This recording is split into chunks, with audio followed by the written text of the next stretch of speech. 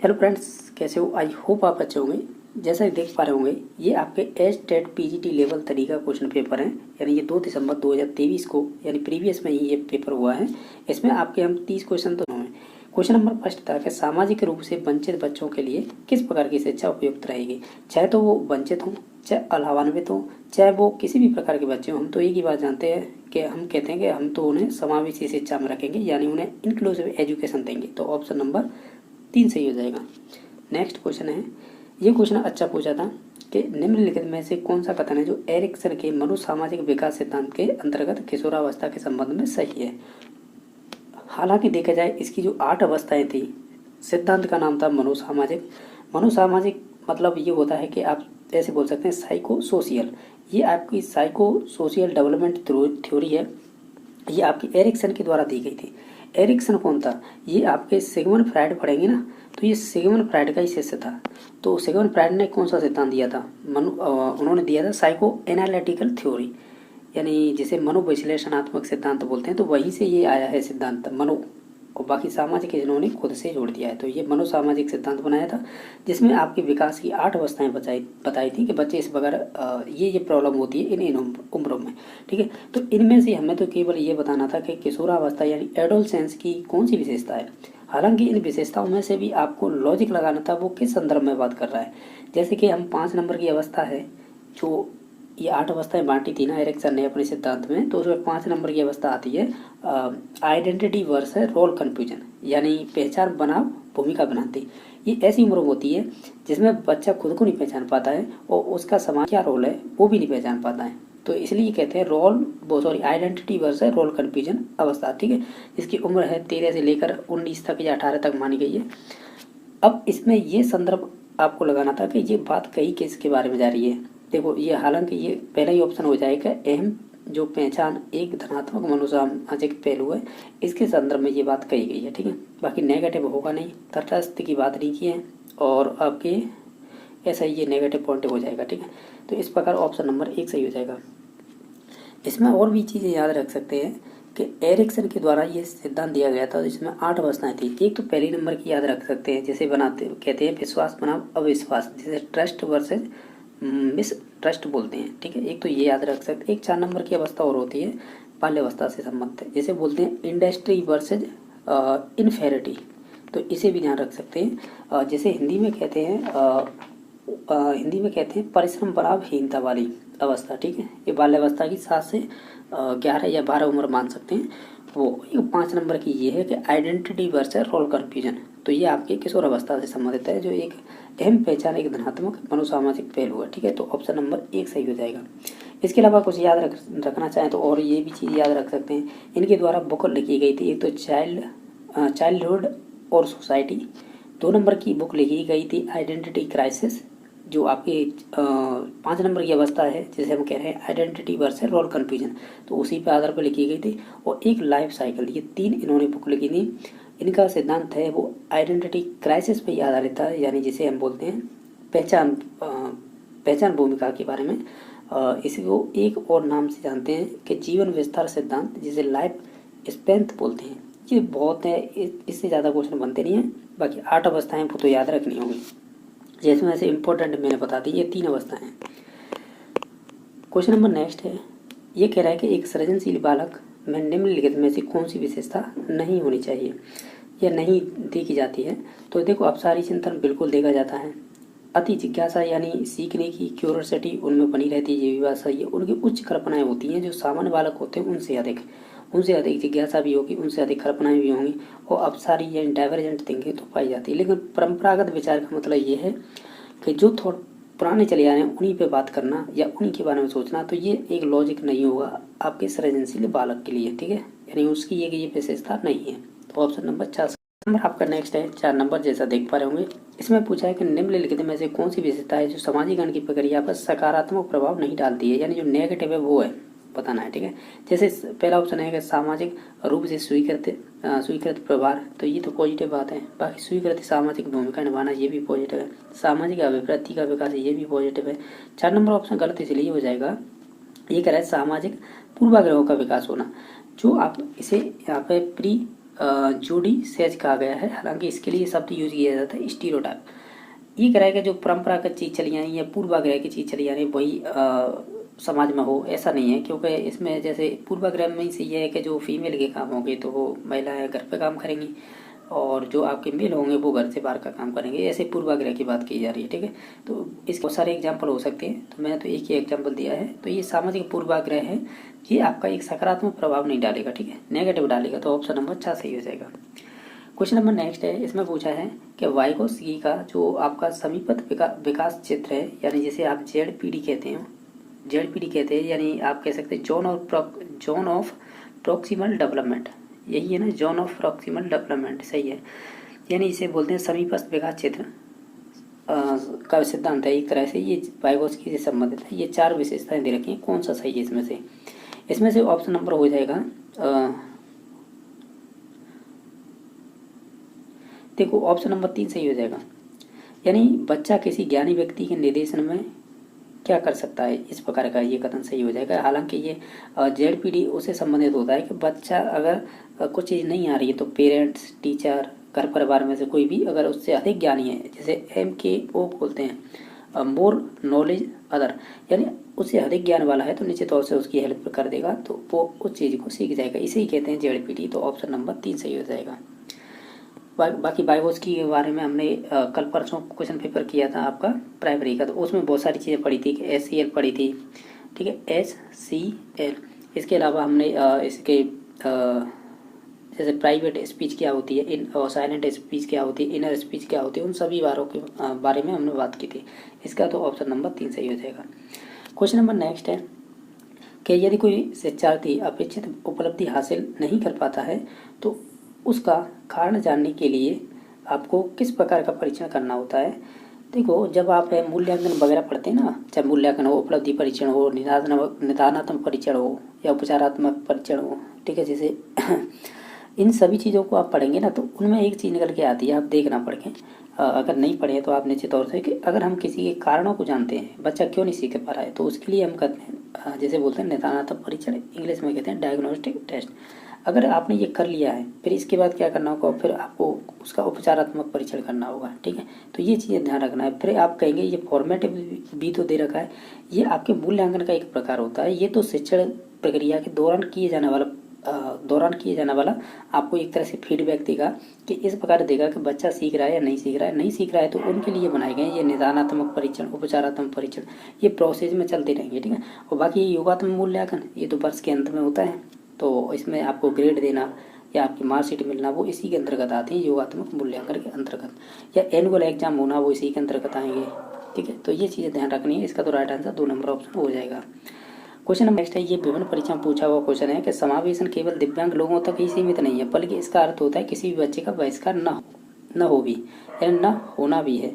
शिक्षा में समावेशन का अर्थ है कि किसकी, यानी ये कह रहा है सचिव द्वारा ये स्पष्ट किया गया है, यानी ये स्टेटमेंट है किससे संबंधित है, आपको ये बताना है। तो ये बात कही गई है NCF 2005 के, जिसे राष्ट्रीय पाठ्यचर्या की रूपरेखा 2005 बोलते हैं, इसमें ये बात कही गई है, ठीक है। और ये विभिन्न परीक्षा में पूछा हुआ स्टेटमेंट है, तो आप याद रख सकते हैं। नेक्स्ट है, इस प्रकार के कथन बहुत ज़्यादा पूछे जाते हैं जो आपके वृद्धि और विकास से, इसमें से 3 से 4 क्वेश्चन मिलेंगे आपको। ये कह रहा है कि वृद्धि एवं विकास में किस प्रकार के परिवर्तन होते हैं। तो जब आप वृद्धि और विकास पढ़ेंगे तो हम ये कहते हैं कि शरीर के आकार में परिवर्तन होता है, ठीक है, शरीर के अनुपात में भी परिवर्तन होता है, पुराने लक्षणों का विलोपन होगा और नए लक्षण आएंगे, यानी नवीन विशेषताओं का अधिग्रहण भी होगा। तो ये चारों ही सही हो जाएंगे। आप कहोगे ये चारों कथन हैं, एक आपने नाम सुन रखा होगा हरलॉक, श्रीमती हरलॉक बोलते हैं, इन्होंने ये विशेषता बताई थी डेवलपमेंट की, ये चारों, और इन्होंने ये एग्जाम में 4 ऑप्शन डाल दिए हैं और पूछा है इनमें से कौन से प्रकार, यानी वृद्धि एवं विकास से परिवर्तन से संबंधित है। ये चारों हो जाएंगे, तो ऑप्शन नंबर 4 ही सही हो जाएगा। इन्होंने जो आपकी उम्र होती है बच्चों की, जैसे शैशवावस्था, फिर आपकी जो गर्भावस्था, फिर शैशवावस्था, फिर बाल्यावस्था, किशोरा, इनको विभिन्न प्रकार की अवस्था में बांटा है। तो ये 11 प्रकार की अवस्था में बांटा है, ये भी ध्यान रखना। इन्होंने जो आपका सोशलाइजेशन है यानी समाजीकरण है, उसमें एक परिभाषा दी है, वो आगे चल के बताऊंगा, जो लास्ट क्वेश्चन होगा उसमें पूछी है, इसी के संबंधित थी श्रीमती हरलॉक से। नेक्स्ट क्वेश्चन नंबर है, इसमें पूछा है कि निम्नलिखित में से कौन सा कथन अभिप्रेरणा का अधिगम पर सकारात्मक प्रभाव स्पष्ट नहीं करता है, वो कथन बताइएगा।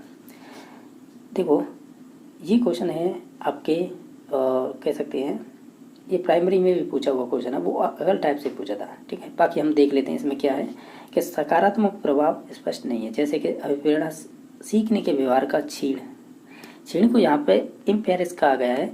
इसका मतलब होता है कि जो आप वो सीखने में क्या है कमजोर है, यानी छीण का मतलब होता है कि उसका प्रभाव नहीं है।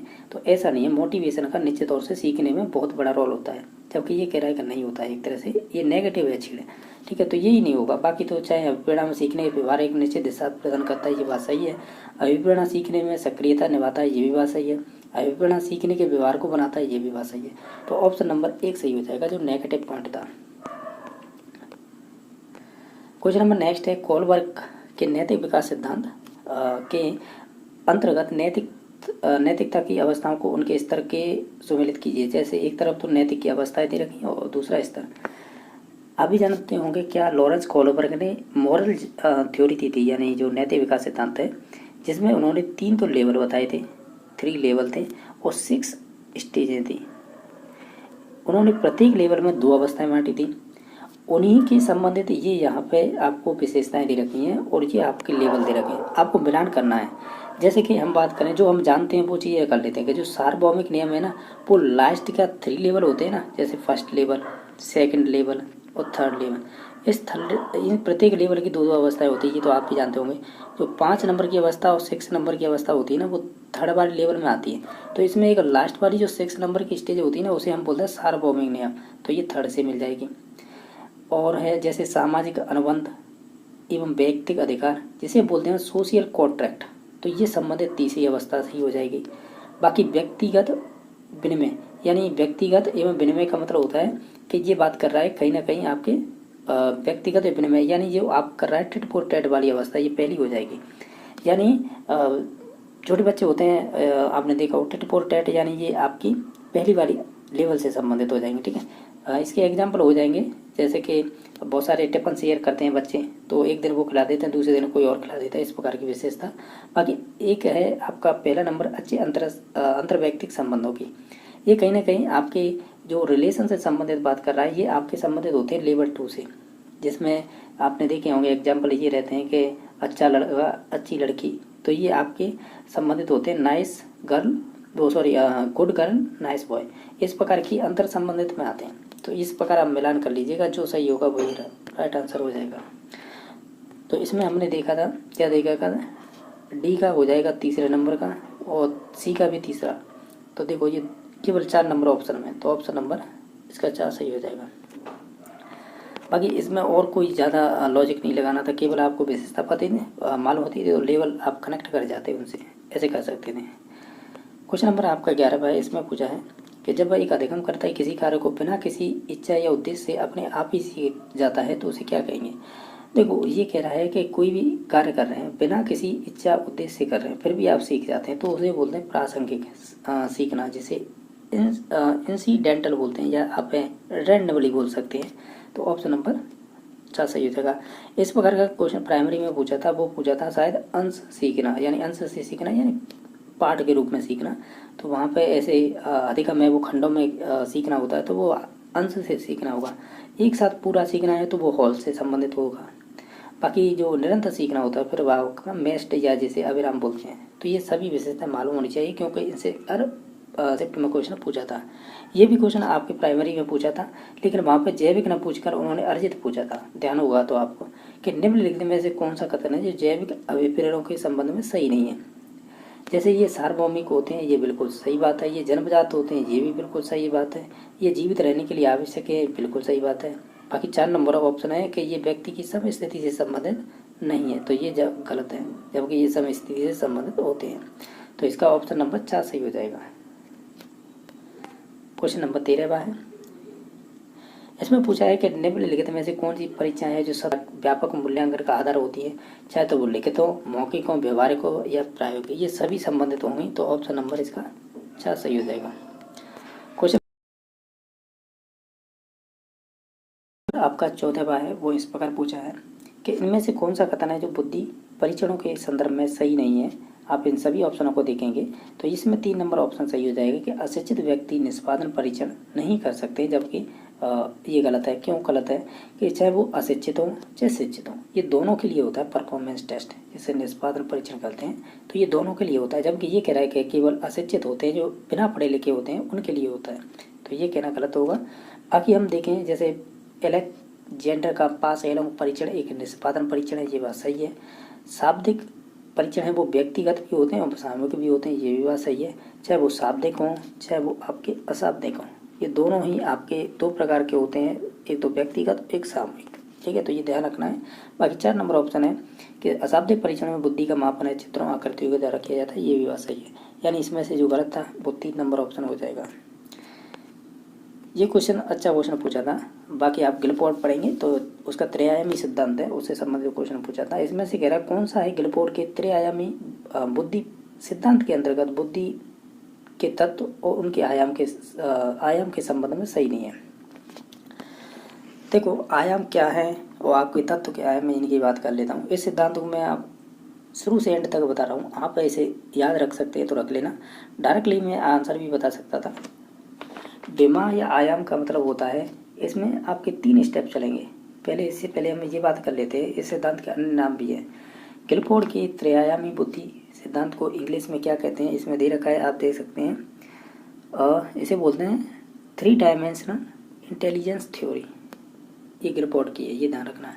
इसे त्रिआयामी सिद्धांत बोलते हैं, इसे संरचनात्मक बुद्धि मॉडल बोलते हैं, इसे 3D मॉडल बोलते हैं, इसे COB मॉडल भी बोलते हैं और इसे SOI मॉडल भी बोल देते हैं। ये तो इसके हो गए उपनाम। और ये गिलफोर्ड थे, ये आपके USA से संबंधित थे, यानी जो आपकी USA यानी अमेरिका से संबंधित। इनकी बुक ध्यान रखना है, बहुत बार पूछी गई है। इनकी एक बुक थी द नेचर ऑफ ह्यूमन, ठीक है, मैं लिख नहीं रहा हूँ, बोल ही देता हूँ, द नेचर ऑफ ह्यूमन, ठीक है, तो ये इसकी बुक थी। एक और थी साइकोमेट्रिक मेथड, एक ये भी ध्यान रख सकते हैं,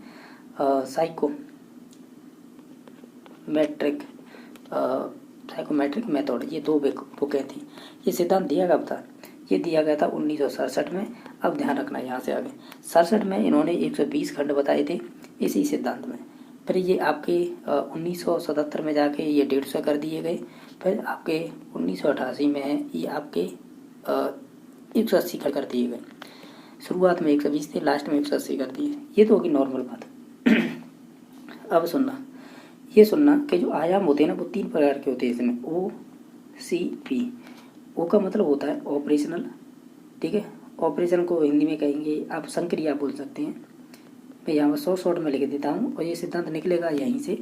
फिर उसके बाद है C से हो जाएगा कॉन्टेस्ट, इसे हम हिंदी में कहते हैं विषय वस्तु। और तीसरा है आपका प्रोडक्ट, जिसे आप उत्पाद बोलते हैं। ये आयाम थे। इस आयाम में इन्होंने अंदर की इन आयामों में प्रत्येक स्टेप बताए थे कि इनके अंदर क्या क्या आएगा। जो आपका संक्रिया था ऑपरेशन, इसमें आएगा CC डैम। इसका मतलब ये था कि C से हो जाएगा कॉग्निटिव यानी संज्ञान, C से इससे हो जाएगा कन्वर्जेंट जिसे आप सारी चिंतन बोलते हैं, D से हो जाएगा डाइवर्जेंट थिंकिंग और आपका CC डैम। तो इसमें E थी, ध्यान रखना, CC डैम मतलब बोला था तो मैंने CCDEM ये था। ई से हो जाएगा इवोल्यूशन जिसे मूल्यांकन बोलते हैं। लास्ट में एम है, इसका मतलब होगा मेमोरी। क्वेश्चन है ये भी पूछा जाता है कि गिलफोर्ड का ऐसा कौन सा आयाम था जिसमें आपके नए तत्व जोड़े गए थे, यानी किसमें? मेमोरी में। तो यहाँ ध्यान रख सकते हैं, मैं आपको एक्स्ट्रा जानकारी दे रहा हूँ। इसमें आपके एक तो मेमोरी में रिटेन जुड़ा था, जिसे धारण करना कहते हैं, रिटेन। दूसरा शब्द जुड़ा था आपका रिकॉर्ड। इन 2 शब्दों को याद रख सकते हैं, ठीक है। ये तो आपकी संक्रिया से संबंधित है। अब देखिएगा यहाँ पर, देखिएगा ये 2 स्टेप दे रखे हैं संक्रिया के, ये आयाम थे। अब इन आयामों में कौन कौन से संबंधित है ये देखिएगा। जैसे कि संज्ञान है, अब देखो मैंने शुरुआत में बताया था, क्या बताया कि संक्रिया में शुरुआत का ही वर्ण था संज्ञान, जैसे आप कॉग्निटिव बोलेंगे, तो ये तो संबंधित है। और इसी में मैंने बात की थी जैसे CCDE, ई मतलब इवोल्यूशन है जिसे मूल्यांकन कह रहे हैं, तो ये संबंधित हो जाएगा संक्रिया से। अब देखिएगा ये तो हो गई बात आपकी ऑपरेशन से। दूसरी बात करेंगे, अब विषय कौन से स्टेप बताए गए थे। जैसे कि मैं बात करूं, व्यवहार बताया गया था, आकृति बताई गई थी, शाब्दिक बताया गया था और संकेतार्थ। इनकी इंग्लिश याद रखें तो रख सकते हैं। व्यवहार को बिहेवियर बोलेंगे, आकृति को आप फिगर बोलेंगे, शाब्दिक को आप सेमेंटिक्स बोलेंगे और संकेतार्थ को सिम्बॉलिक बोल सकते हैं। इसमें से जो आकृति थी ना दूसरे नंबर की, इसमें ध्यान रख सकते हैं, इसमें ऑडियो और आपका विजुअल जोड़ा गया था। ठीक है, ये हो गए। अब देख लीजिएगा प्रोडक्ट। प्रोडक्ट में आप याद रखेंगे 2 2 4 और 2 6 शब्द जोड़े गए थे, जिसे याद रख सकते हो RSCITU। मैं ये यहाँ पर लिख नहीं पा रहा हूँ तो मैंने बता दिया RSCITU। मैं प्रत्येक का बता देता हूँ। इसमें से आपको यू वाला लास्ट का है ना, यू से बनता है यूनिट। अब देखिए इस क्वेश्चन में क्या देखिएगा, मैंने सब चीज़ समझा दी थी। तो जो आपका उत्पाद था, जो प्रोडक्ट था लास्ट वाला, इसमें जो आपके तत्व थे वो इकाई थी। मैंने बताया था कि RSCIT और यू, तो ये यू है ना यूनिट, ये इकाई, यानी ये इससे संबंधित हो गया। संक्रिया है, इसमें संज्ञान भी आता है, संक्रिया में मूल्यांकन। जो विषय वस्तु है इसका कोई भी संबंध से मतलब नहीं है। मैंने आपको बताया था इसके लिए शब्द यूज किया गया था, I am at context. Context में मैंने शब्द बताए थे कि व्यवहार आएगा, आकृति आएगी, शाब्दिक आएगा और संकेत आएगा। इसमें कहीं पर भी संबंध नहीं आ रहा है, इस वजह से इसका ऑप्शन नंबर 4 सही हो जाएगा। मैंने बताया था OCP ध्यान रखनी है। जो ओ होते हैं ऑपरेशनल, इसे संक्रिया बोलते हैं। इसमें आपके शब्द थे संज्ञान, अभिसारी, अपसारी, मूल्यांकन, मेमोरी।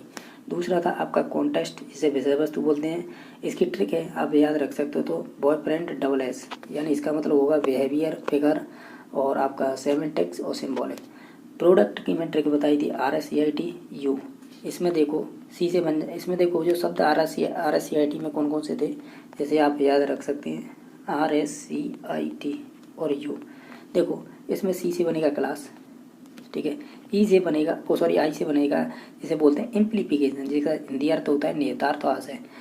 और आर से बन जाएगा रिलेशन, और है आपका एस से बन जाएगा सिस्टम, और आपका टी से बन जाएगा ट्रांसमिशन, जिसे आप रूपांतर बोल सकते हैं। यू से बन जाएगा यूनिट। ओवरऑल मैंने सभी चीज़ें बता दी हैं, इसका राइट आंसर हो जाएगा 4 नंबर, यानी संबंध है वो विषय वस्तु से संबंधित नहीं है। क्वेश्चन नंबर नेक्स्ट है कि बाल केंद्रित अधिगम दृष्टिकोण की प्रमुख विशेषता नहीं है, तो इसमें से 2 नंबर ऑप्शन हो जाएगा, यानी एकल सेचर मार्ग। इसका मतलब होता है कि जो भाषण विधि होती है ना, टीचर एकल ही तो होता है, यहाँ पे सेचर कराता है, वो तो बोलता ही जाता है, बाकी इनएक्टिव रहते हैं बच्चे, सुन रहे हैं कुछ नहीं सुन रहे हैं। यहाँ पर टीचर एक्टिव है, यानी एकल हो जाएगा सेचर। बाकी है सीखने में सार्थक अवसर देना, सतत मूल्यांकन करना और सुलभ शिक्षण सेटिंग करना। ये सुलभ शिक्षण सेटिंग बहुत ही है, जिसमें जैसे देखा जाए तो ये आपकी इंक्लूसिव एजुकेशन में आती है, जिसमें आप जो भी चीज़ सिखा रहे हैं बच्चों को और जो भी संस्था सिखा रही हैं, इसमें अनुभव ये है कि आपको जो भी इंस्ट्रूमेंट दिए जाते हैं तो बच्चे उसे करके सीखते हैं, यानी उसमें अनुभव इंक्लूड रहता है। तो ये आपकी समावेशी शिक्षा के अंतर्गत ही आते हैं। नेक्स्ट है आपका, इसका राइट आंसर हमने बता दिया, 2 नंबर हो जाएगा। ये कह रहा है कि बांडुरा के अनुसार जो आपका प्रेक्षणात्मक सीखने की कौन सी अंतर संबंधित प्रक्रिया नहीं है। ध्यान रखना है, जो अल्बर्ट बांडुरा जी है, इन्होंने दिया था सामाजिक संज्ञानात्मक सिद्धांत, यानी इसने कहा था कि जो भी लर्निंग होती है वो ऑब्जर्वेशन से होती है। जैसे आप समाज में देखोगे उसी के अनुरूप चलेंगे, यानी उस जैसे हम बहुत सारी चीज़ें व्यवहार में अपने में लाते हैं। तो उन्होंने सीखने के ये मॉडल थ्योरी दी थी, इन्होंने मॉडलिंग, यानी जैसे दूसरों के हम देख कर सीखते हैं, उसे मॉडलिंग कहा था। इसमें इन्होंने देखो एक तो बेबी डॉल का उपयोग किया था, बेबी डॉल, और इन्होंने जोकर का उपयोग किया था, और ठीक है, ये मोस्टली यही पूछे लिए जाते हैं। तो इनमें इन्होंने मॉडलिंग के 4 स्टेप बताए थे। अब 4 स्टेप कौन से होते हैं, जैसे कि आप पहली बात अटेंशन, किसी पर ध्यान केंद्रित करोगे, फिर रिटेंशन, उसी ही को दोहराओगे, फिर है यहाँ पे देखो डायरेक्टली, यहाँ पे क्या है कि ये तीसरा स्टेप आएगा, यहाँ पे एक कमी कर दी है एक स्टेप की, वही इनमें एक एक्स्ट्रा जोड़ के पूछ लिया है इन्होंने, लेकिन मैं बता रहा हूँ इसमें 4 स्टेप होते हैं। अटेंशन, यानी अटेंशन लर्निंग हो जाएगी, यानी अटेंशनल प्रोसेस। दूसरी हो जाएगी रिटेंशनल, जिसे धारणात्मक बोलेंगे। तीसरी कौन सी होगी, फिर तीसरी होगी रिप्रोडक्ट या रिप्रोडक्शन बोल सकते हैं, रिप्रोडक्शन या रिप्रेजेंट बोल सकते हैं, तो ये पुनर्उत्पादन होगी। और चौथे नंबर की होगी प्रेरणात्मक, जिसे मोटिवेशनल प्रोसेस कहते हैं। तो पहली, दूसरी, तीसरी होगी रिप्रोडक्शन, चौथी हो जाएगी प्रेरणात्मक। तो फिर गलत कौन सी है, वो 4 नंबर की हो जाएगी। यही पूछा था ना कौन संबंधित नहीं, तो वो आपके 4 नंबर के ऑप्शन हो जाएगा सही। फिर वही क्वेश्चन पूछ लिया जो 17 था वो 18 में, कि बांडुरा के सामाजिक अधिगम सिद्धांत के अनुसार जब कोई व्यक्ति दूसरों के व्यवहार को देखकर और दोहराकर वही सीख लेता है तो उसे क्या कहेंगे, उसे मॉडलिंग कहते हैं। तो ऑप्शन नंबर सी सही हो जाएगा। क्वेश्चन नंबर नेक्स्ट है कि रॉबर्ट स्टनबर्ग के त्रितंत्र सिद्धांत के अनुसार घटकी बुद्धि में कौन सा उपघटक सम्मिलित नहीं है। इस क्वेश्चन को वही कर पाएगा जिसने रॉबर्ट स्टर्नबर्ग अच्छी प्रकार से पढ़ रखा होगा, लेकिन हम बताएंगे आपको इसका राइट आंसर कौन सा होगा।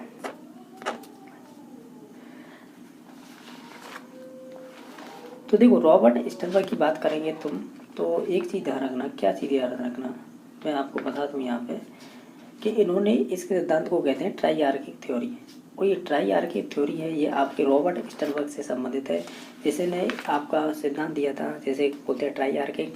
इसका दूसरा नाम है इन्फॉर्मेशनल प्रोसेसिंग मॉडल, यानी सूचना प्रक्रिया मॉडल। इन्होंने क्या किया था, ये किया था कि इन्होंने एक बुक लिखी थी, कौन सी, वो थी beyond of IQ, beyond IQ।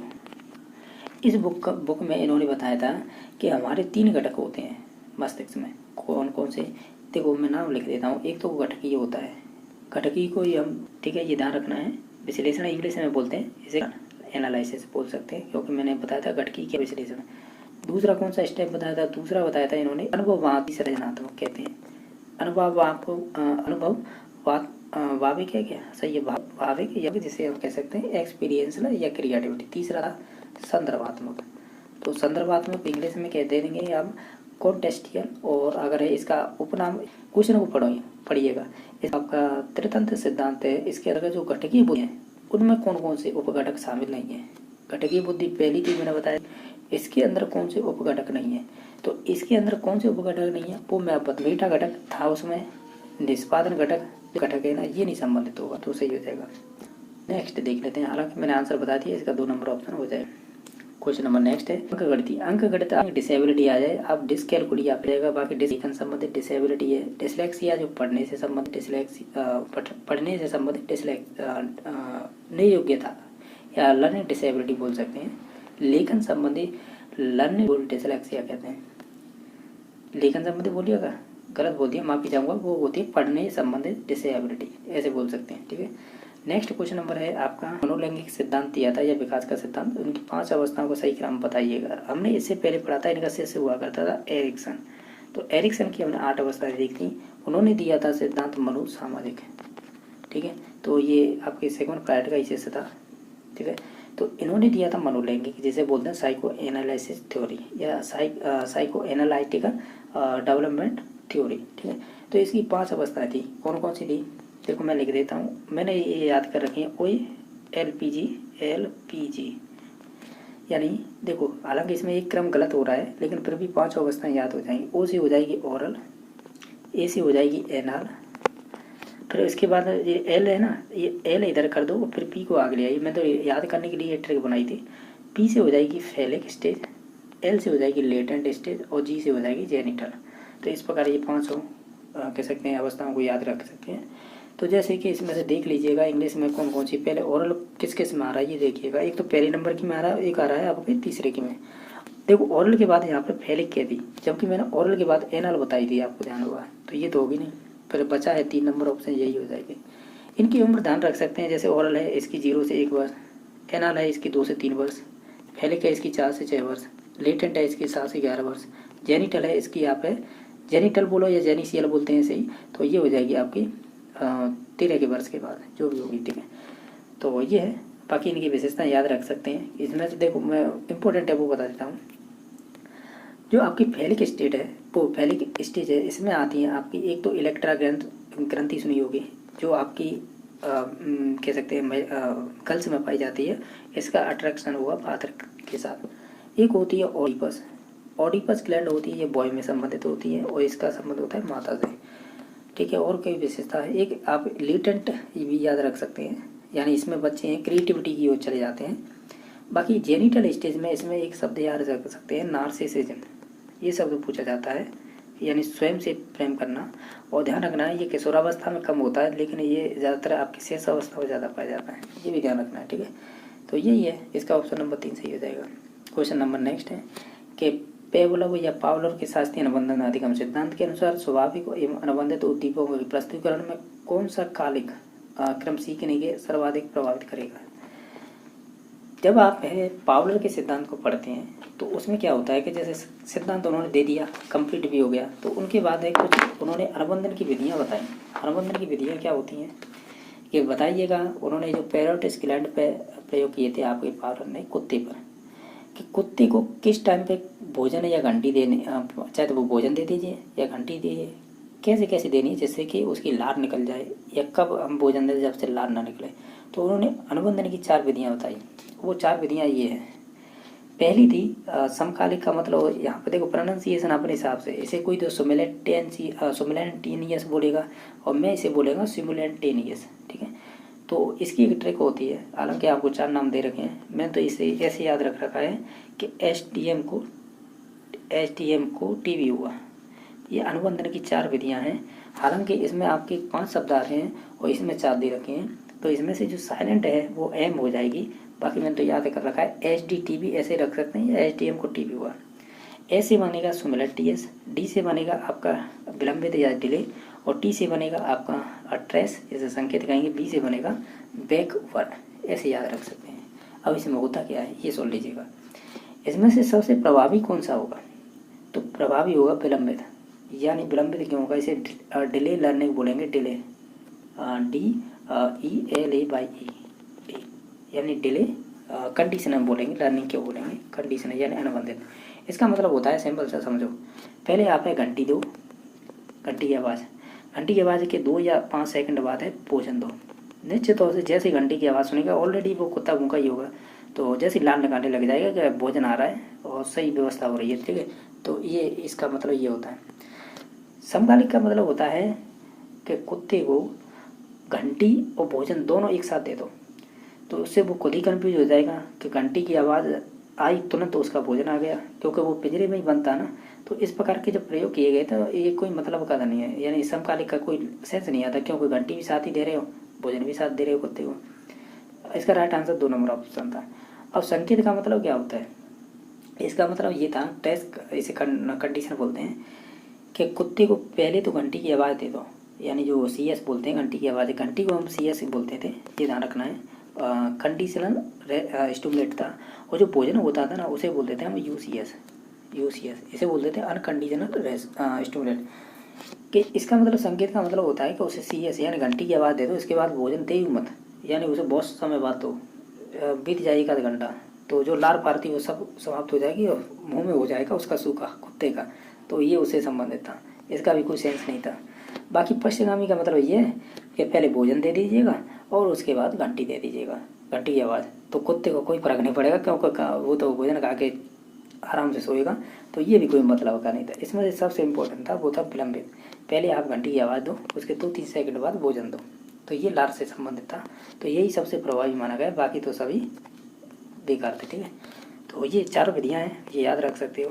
Question number next है कि प्याजे के संज्ञानात्मक विकास सिद्धांत के किस अवस्था में अमूर्त चिंतन तथा सामान्यीकरण की क्षमता का विकसित किया जाती है या विकसित होती हैं। तो सिंपल था यार, इसमें तो देखो 0 से 2 वर्ष या 1.5 वर्ष, ये 2 से 7 वर्ष, और ये 7 से 11, और ये 11 के बाद, तो इसी में होते हैं आपके, चाहे तो हाइपोथेसिस थिंकिंग हो, चाहे निगमनात्मक यानी जिसे डिडक्टिव थिंकिंग बोलते हो, या और प्रकार की जो भी अच्छे से अच्छे कार्य हों बच्चे कर सकते हैं इसमें, चाहे वो सामान्यीकरण हो, चाहे अमूर्त चिंतन हो, या आप इसे एब्स्ट्रैक्ट थिंकिंग बोलते हैं, वो भी संबंधित इसी से होती है। ये विशेषता है हर अवस्था की अपनी।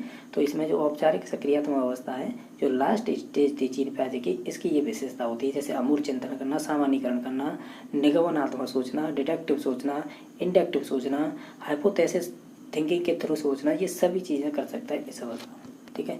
नेक्स्ट देख लेते हैं कि प्रतिभाशाली विद्यार्थियों के लिए निम्नलिखित में से कौन सी शैक्षणिक व्यवस्था नहीं की जानी चाहिए। जैसे स्वतंत्र प्रोजेक्ट कार्य देना करना चाहिए, तुरंत करना चाहिए। संवर्धन कार्यक्रम एनरिच प्रोग्राम होते हैं, ये जो प्रतिभाशाली वाले होते हैं उन्हीं के लिए होती है। बाकी उपचारात्मक शिक्षण नहीं कर सकते इसमें, ये उनके लिए होता है जो बच्चे सीख नहीं पाते हैं और सीखने में थोड़ी बहुत कमी रह जाती है, तो उनके उपचार के लिए किया जाता है। ये आपका 3 नंबर ऑप्शन है, यानी जो उपचारात्मक शिक्षण है। इसमें से पूछा गया था कौन सा सही नहीं है, तो 3 नंबर हो जाएगा। बाकी क्वेश्चन नंबर नेक्स्ट है, इसमें पूछा है कौन सा है समावेशी शिक्षा के एक सिद्धांत नहीं है। जो पृथक्करण का नियम है ना, इसमें या पृथक्करण का सिद्धांत अलग करके पढ़ाइए, ऐसा नहीं है, क्योंकि हमें पढ़ाना है समावेशी शिक्षा के अकॉर्डिंग, सभी को एक साथ रख के। तो ऑप्शन नंबर ए की राइट आंसर हो जाएगा। बाकी सहयोग करना, विविधता का जश्न मनाने का सिद्धांत और शिक्षा के अधिकार का सिद्धांत, ये पॉजिटिव में गलत था, वो 1 नंबर ऑप्शन हो जाएगा। क्वेश्चन नंबर नेक्स्ट है, इसमें से कौन सा तरीका है जो व्यक्तिगत विभिन्नताओं के अनुसार शिक्षण का समर्थन नहीं करता है। देखो, व्यक्तिगत विभिन्नता आ जाती है तो इसमें इंडिविजुअल डिफरेंस आ जाते हैं, यानी हर एक अपने तरीके से सीखता है। तो इसमें देखो व्यक्तिगत अनुदेशन भी दे सकते हैं, ठीक है, यानी पर्टिकुलर किसी एक चीज़ में कमी आ रही तो प्रत्येक छात्र को ये अनुदेशन दे सकते हैं। पाठ्यक्रम अनुकूल होना चाहिए बच्चे के अनुसार, उसमें शैक्षिक क्रिया हों, अशैक्षिक क्रिया भी हों, यानी जैसे कि पढ़ने से संबंधित हो, खेलकूद की शिक्षा भी हो, ऐसा आपका पाठ्यक्रम होना चाहिए, यानी करिकुलम। और से विद्यार्थी की क्षमता के ज्ञान हो, ये भी बात पॉजिटिव बात है। जो गलत है वो है विद्यार्थियों को बड़ा समूह, ऐसा इसका कोई लॉजिक नहीं होता, क्योंकि जब आप व्यक्तिगत भिन्नता की बात कर रहे हो तो पर्टिकुलर हर एक व्यक्ति की बात की जाएगी, इसमें बड़े समूह की बात नहीं की जाएगी। तो ऑप्शन नंबर 1 सही हो जाएगा इसका।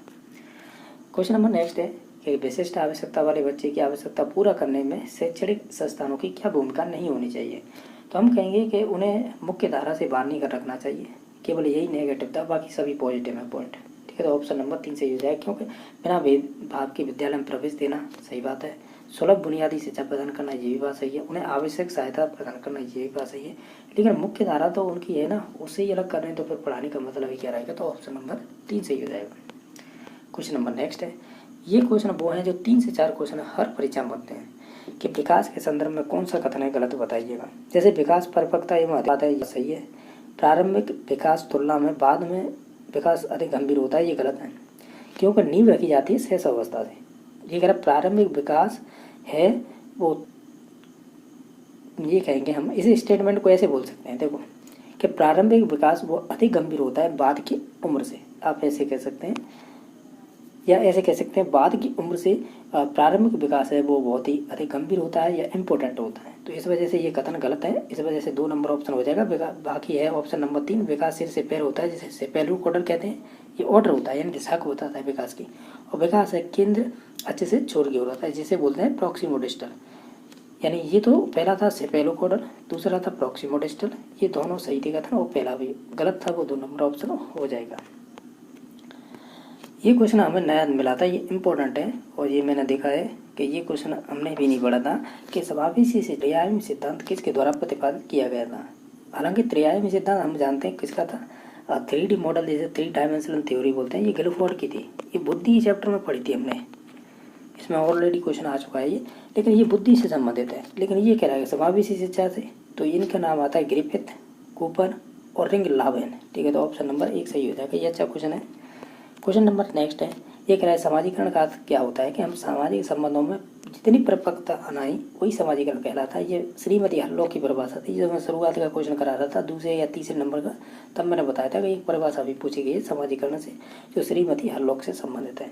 तो ऑप्शन नंबर इसका। हेलो फ्रेंड्स, कैसे हो? आई होप आप अच्छे होंगे। हम इस वीडियो के अंतर्गत बात करेंगे, जो बात करने वाले हैं ये आपके एस्टेट का TGT हिंदी पेपर है, जो आपका 3 दिसंबर 2023 को ये परीक्षा कंडक्ट करवाई गई थी। हालांकि TGT का ये क्वेश्चन पेपर है ना, इसके साथ है आपके अन्य पेपर भी हुए थे, जैसे साइंस का, मैथ का, ठीक है, SST का, और आपके संस्कृत का, अन्य सब्जेक्ट भी आती हैं वो भी। इनके 90 क्वेश्चन कॉमन रहते हैं। 30 क्वेश्चन तो CDP के, 30 क्वेश्चन में आ जाते हैं आपके 15 क्वेश्चन हिंदी के, 15 इंग्लिश के, ठीक है। फिर बाकी 30 क्वेश्चनों में आ जाती है 10 नंबर की हरियाणा जी के, 10 नंबर की रीजनिंग और 10 नंबर की मैथ। तो इस प्रकार ये 90 क्वेश्चन कॉमन होते हैं। बाकी सब्जेक्ट के आते हैं वो 60 क्वेश्चन। इस क्वेश्चन पेपर में हम हिंदी के जो ग्रामर जो 60 क्वेश्चनों में पूछी गई है, साथ ही साथ जो पेडागोजी हिंदी की, यानी जैसे शिक्षा शास्त्र बोल सकते हैं, या हिंदी की टीचिंग मेथड, तो उन्हें क्वेश्चनों को भी देखेंगे इसी वीडियो के अंतर्गत। हालांकि मैंने जितने भी क्वेश्चन पेपर है वो सॉल्यूशन करवा के प्ले लिस्ट बना दी है मैंने, हरियाणा PRT के नाम से। आप देखना चाहें, जिनका भी JBT का पेपर है 28 सितंबर को, तो नीचे तौर से आप देख सकते हैं, उसमें सभी सब्जेक्टों के, एक मैथ को छोड़कर मैंने सभी के सॉल्यूशन करवा रखे हैं, तो आप देख सकते हैं, ठीक है। तो इसमें देख लेते हैं CDP के किस प्रकार के क्वेश्चन पूछे गए हैं। जैसे कि पहला क्वेश्चन है कि धीमी गति के अधिगमकर्ताओं के लिए कौन सा शैक्षिक हस्तक्षेप है वो उपयुक्त नहीं रहेगा। आपने सभी ऑप्शनों को ध्यान से देखेंगे तो त्वरण है ना, जिसे एक्सीलरेशन बोलते हैं, ये प्रतिभाशाली बच्चों की एक विशेषता होती है। हमने यही पूछा था कि धीमी गति के जो भी अधिगमकर्ता के लिए कौन सा इसमें से शैक्षिक हस्तक्षेप है उपयुक्त नहीं है, तो 1 नंबर हो जाएगा। बाकी ये तीनों हैं वो अधिगमकर्ता जो धीमी गति से सीखते हैं ना उनके लिए होते हैं, ठीक है। तो ऑप्शन नंबर 1 सही हो जाएगा।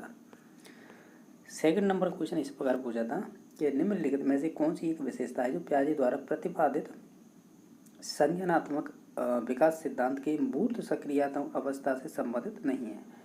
यानी जो आपके जीन पियाजे का संज्ञानात्मक विकास सिद्धांत था उसमें इन्होंने अपने सिद्धांत में 4 अवस्थाएं बताई थी।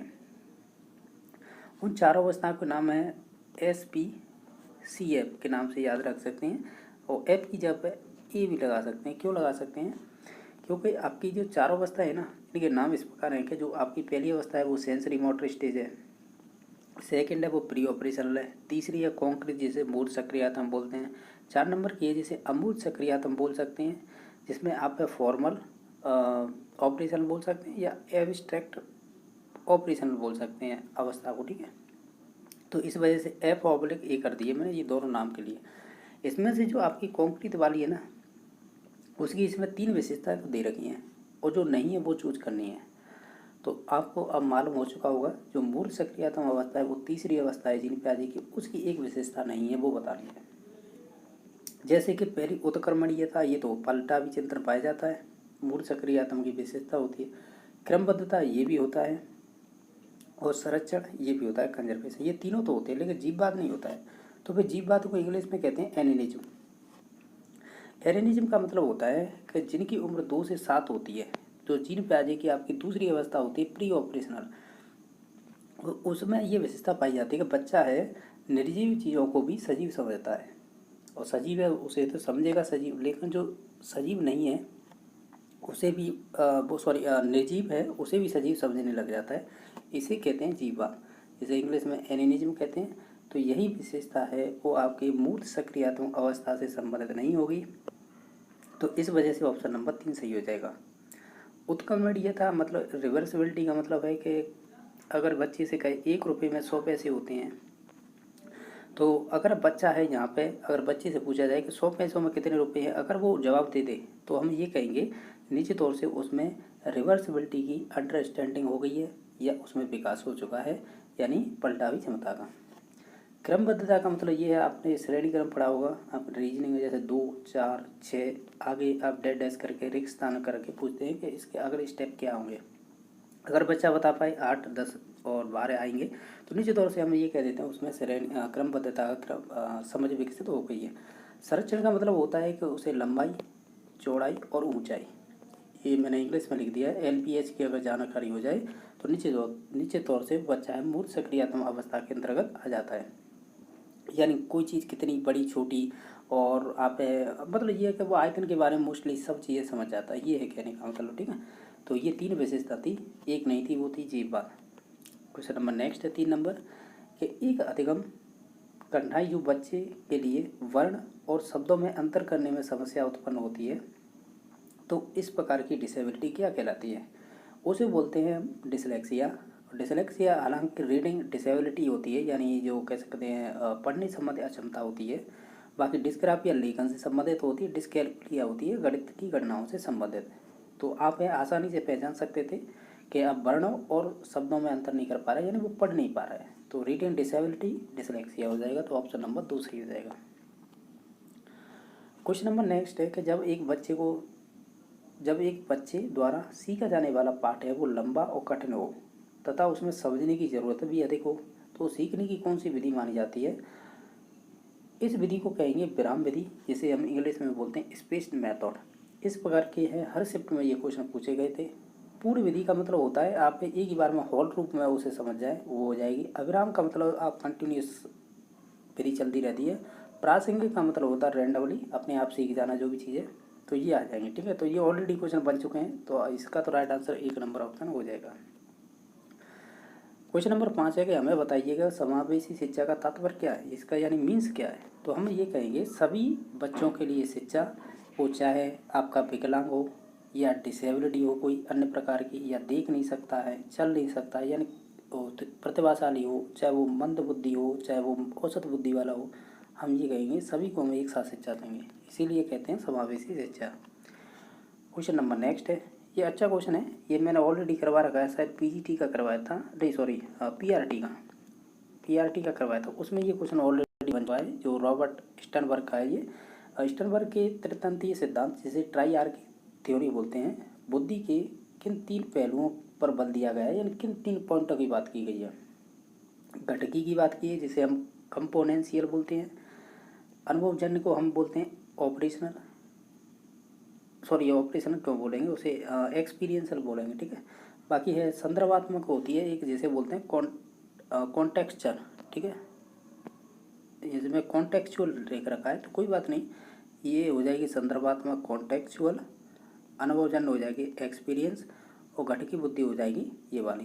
बाकी संक्रिया की बात नहीं की है, तो संक्रिया किस में आती है, ये आपने अगर गिलफोर्ड का त्रिआयामी सिद्धांत पढ़ा होगा जिसे 3 डायमेंशनल थ्योरी बोलते हैं, तो उसमें COP पढ़ी होगी आपने। ये विमाएँ होती, विमाएँ बोल सकते हैं, आयाम होते हैं डायमेंशनल, तो उसमें ऑपरेशनल होती है ना, उससे संबंधित यहाँ पे एक पॉइंट डाल के इन्होंने पूछ दिया है। हमें पूछा है कि किन 3 पहलुओं की बात की गई है, A की कही गई है, B की कही गई है और D की। तो ABD किसमें है, 3 नंबर ऑप्शन, तो यही राइट आंसर हो जाएगा। ध्यान हो तो PRT में ये क्वेश्चन अच्छा पूछा था उन्होंने, मैंने ऑलरेडी करवा रखा है कि रॉबर्ट वर्ग हैं, जो त्रितंत्री सिद्धांत है, तो उन्होंने पूछा था जो घटकी इस कंपोनेंशियल बोल रहे हैं, इसकी कह सकते हैं उप घटकी कितने माने गए हैं इस प्रकार की, या उप अवस्थाएं कितनी मानी गई हैं। तो इस प्रकार का क्वेश्चन था, हमने ऑलरेडी PRT वाले क्वेश्चन पेपर में कर लिया है, लेकिन इसका राइट आंसर 3 नंबर ऑप्शन हो जाएगा। और ये अच्छा क्वेश्चन बनते हैं यहाँ से रॉबर्ट स्टर्नबर्ग से, ठीक है। इसकी परिभाषाएं भी पूछी जाती हैं। नेक्स्ट क्वेश्चन नंबर है कि निम्नलिखित में से कौन सा नियम है वो आनुवांशिकता से संबंधित नहीं है। तो आनुवांशिकता के नियम जब भी पढ़ेंगे तो उसमें देखो एक समानता का नियम आता है, यानी जैसे पेरेंट्स है वैसे बच्चे उत्पन्न होना। भिन्नता का मतलब है कि जो माता पिता अगर होशियार हो उसका बुद्धू यानी मूर्ख बच्चा पैदा हो जाए, तो इस प्रकार के यानी भिन्नता का, यानी कह सकते हैं पेरेंट्स से अलग लक्षण हो, ऐसे कह सकते हैं।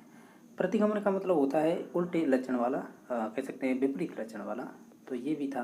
लेकिन प्रगति का जो नियम है ना, इस प्रकार की बात नहीं कही जाती है आनुवांशिकता के नियम में, ठीक है। तो ऑप्शन नंबर है फिर इसका 4 सही हो जाएगा, ठीक है। बाकी जो समानता, भिन्नता और प्रतिगमन, ये सभी आनुवांशिकता नियम आते हैं जब आप डेवलपमेंट पढ़ते हैं ना, विकास, तो विकास के अंतर्गत आती है ये सभी चीज़ें, ठीक है। जैसे आनुवांशिकता का बच्चे की विकास पर किस प्रकार प्रभाव पड़ता है, वो वातावरण का किस प्रकार पड़ता है प्रभाव, तो उनमें आते हैं ये।